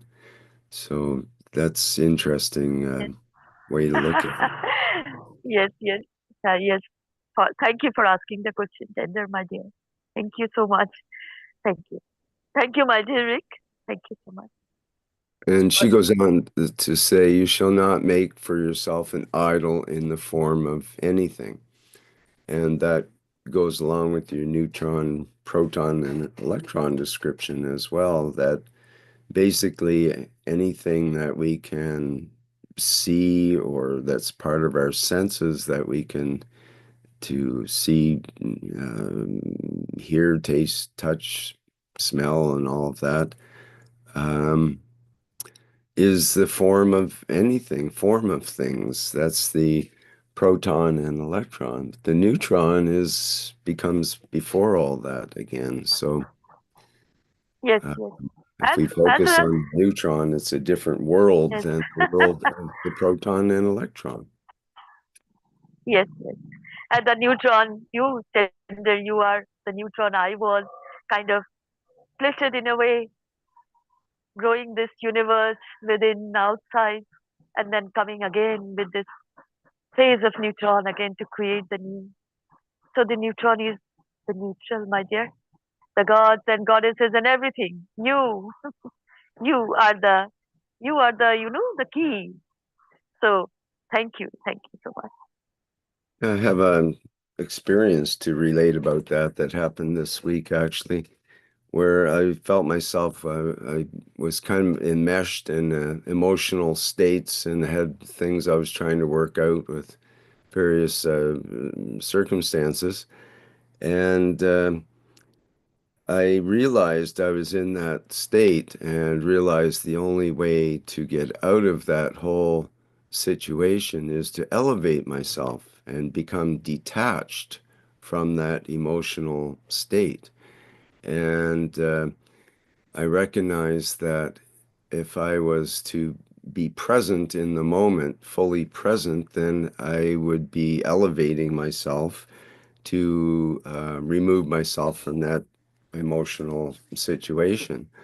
So I focused on being neutral, being relaxed, and my face posture, the muscles in my face, I relaxed them, and I moved into this detached state where that emotion dropped away, and I felt present and able to elevate myself, and my mood elevated, and I felt really different. But it was subtle. It wasn't like I suddenly feel really great. It was more like the things that were bothering me just melted away, and I was present and for that moment. And I tried to continue it, but it's always hard to continue these moments of that we have that are important like that. And it's like I say, it's very subtle. It's more of a soul-based thing than the physicality, so we kind of forget about it as a physicality. But later, when that was happening as I was driving into town, I got into town, and it was very strange because virtually every person that I encountered, even though I didn't know them, said hi and just said, hi, how you doing? And as if they kind of knew me and knew that I was coming through, and just sort of indicating, hi, I recognize that you're there and present. And it was a very wonderful experience, because most people they're going about their life, they're too busy and so on. They kind of just stare straight ahead, and if you're walking by them, they don't say hi or anything. It's just part of our city kind of life. And but this, suddenly people were just opening up, and it was very noticeable to me. But at the same time, again, it was subtle. It was just that someone saying hi, a very simple thing, but yet it was unusual in that circumstance. I just went, oh, that's interesting. And happened a second time, and I'm, wow, it's really interesting. And then I think it happened, I believe, 5 times during that hour or two that I was in town, which is 4 or 5 times more than usual. So I thought that was, I was thankful for that experience, and keep trying to remember the power of just being present and how difficult it can be in today's world because we get so identified with our problems and emotions and things, and sometimes they can drag on for days and days depending on how deep they go, and but we can find our way out is I guess the positive message that I'm providing today. You can dig your way out of your own mess that you find yourself in. So simply elevate. That's the key, as you were saying. Yes. The blueprint of neutron got The inside power us. of the power of the neutron. Be neutral. The Don't be power a of the positive. Don't be an yes, yes. electron or a proton. Be an electron. Yes. Being. Thank you, thank you. Thank you for sharing, my dear.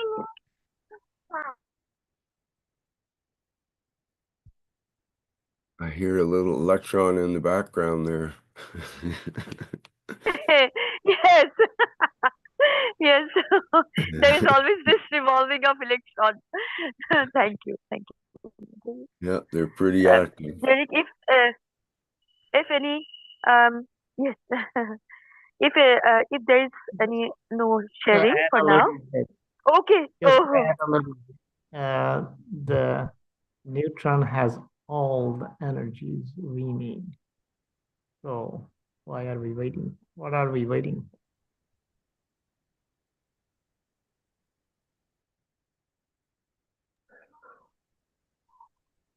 Moshfik, it is a question, my dear. It's a thought It's for us to Oh, ponder. I, A part of the yes, thought. okay. but So yeah, anything is possible. That comes up. That brings up the last question in the chat here in YouTube from Tender again. Is it possible to turn iron to gold and equal energy? And I think Mr. Keshe yes, has elevate answered that iron. several times I lately. just, Totally possible. In fact, he's offered recently to manufacture gold for the lost gold in Fort Knox. yes, But you know, is it something Rick? that's good to do, Yes, and is it something that the yes, powers that be will the, put up with? I don't know. the gold we see in this physical world, the gold we use, the ornaments and the gold chips and all, they are alchemically created. You know, they are not the original gold. The gold we don't even know about it, never imagined. So um, they they use this alchemical based element to have this level of energy of the gold, and it become the gold. Alchemically they have done, and many alchemists have died because of this. They killed many of them, and actually the gold, well, we can say it is cosmic, if we say so. We cannot see it in a way. Well, it has been there, it is there, but we don't know where it is actually. And the alchemical gold is in this matrix. We are all experiencing that, alchemical gold base element, and this is going on for thousands of years. And we are thinking that these are original gold. So this is possible to create from the base element, even iron, to change in this energy of gold. They have this technology from thousands of years. So yes, But it thank you seems for like a somewhat hazardous job description, however. So you're yes, you're, yes, you're on your own on that one. Not recommended. yes, yes. We have a message from Waruru from Kenya, I believe, and who has been on our show before. And it's the last message in YouTube. It says, "It's always a pleasure to find you online. I managed to create GANs, and I'm using them as an amplifier of an ancient organic heterogeneous material from ancient Mount Zion, which is also called Mount Kenya. And that's the message. So, Yes, thank you for sharing, my dear. Thank you. Thank you.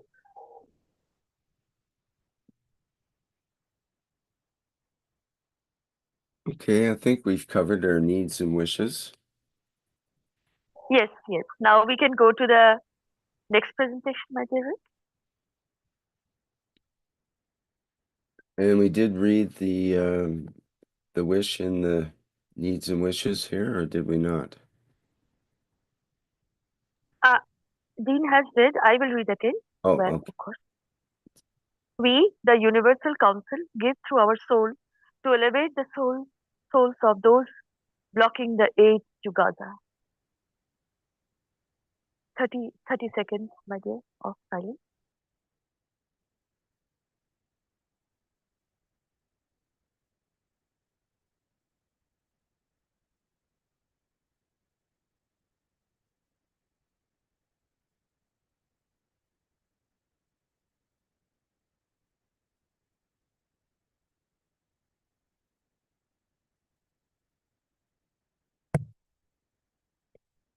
Okay, well, let's carry on into our next slide then. Next presentation. Thank you.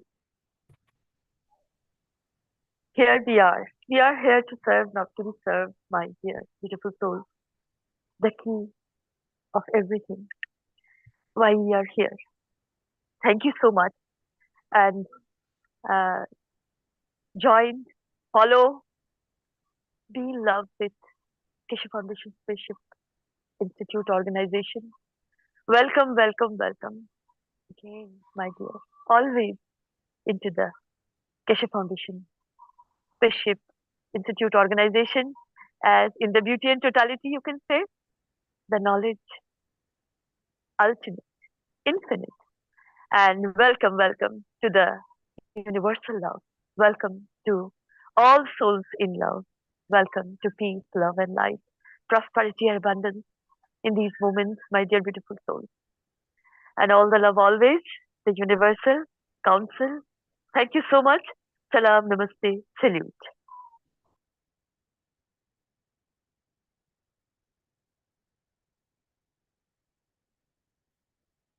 Okay, well, thank you, Sweta.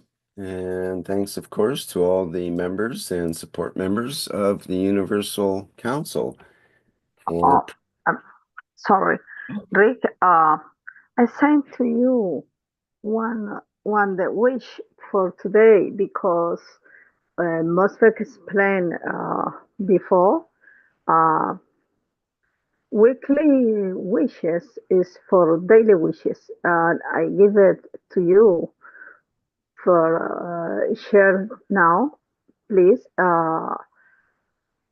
Is for please you share into all communities that wish for today and daily wishes because reinforced for the invitation, the daily invitation and 21 hours in Central Time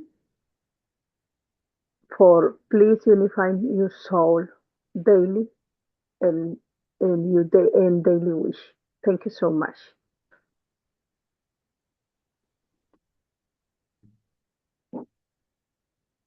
Yeah, I'm just trying to,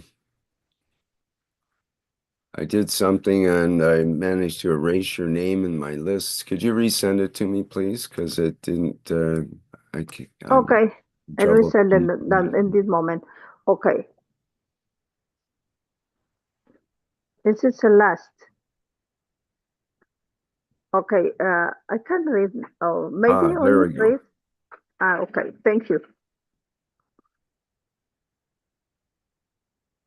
And thank you, beautiful souls, because you constantly unify your soul with us, unify your soul with the all souls in existence in a universal community too, because we need to be part of the universal community. Thank you. Yes, for today, yes, We, the Universal Council, elevate the soul of the leaders to achieve permanent and lasting peace as part of the soul of peace and totality. Thank you so much. Let's give that one 30 seconds as well.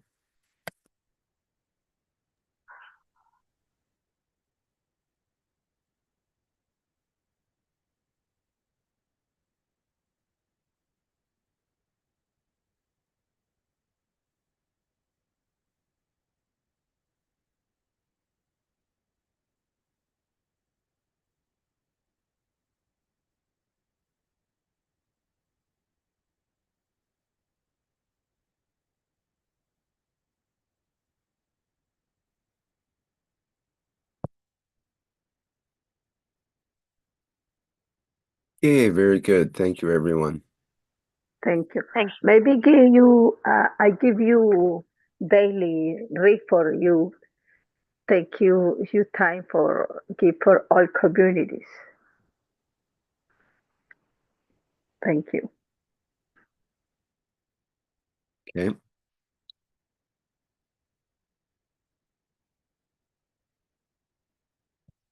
All right. Well, that wraps up our 368th One Planet, One Nation, One Race for Justice and World Peace here on Tuesday, March 4th, 2025.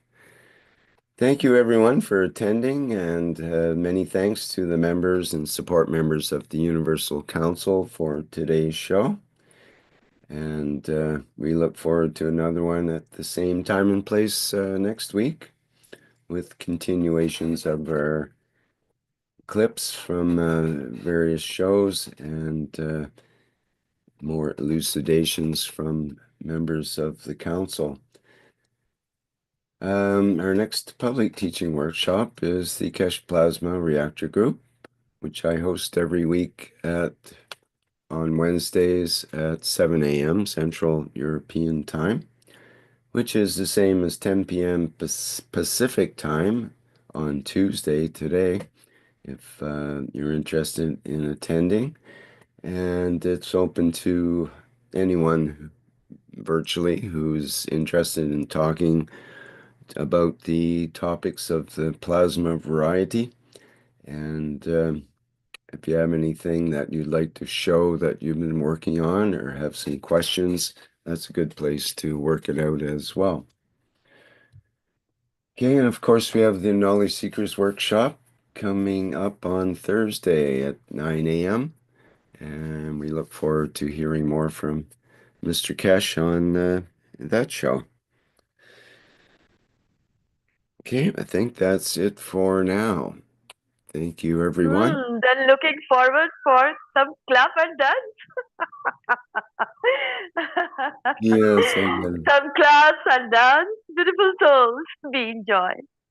Be enjoy always. Thank you. Thank you. Yes, let me just get that lined up here. And as what this is, we'll do a little clap and dance on the way out, as we like to do here. And bye for now, everyone.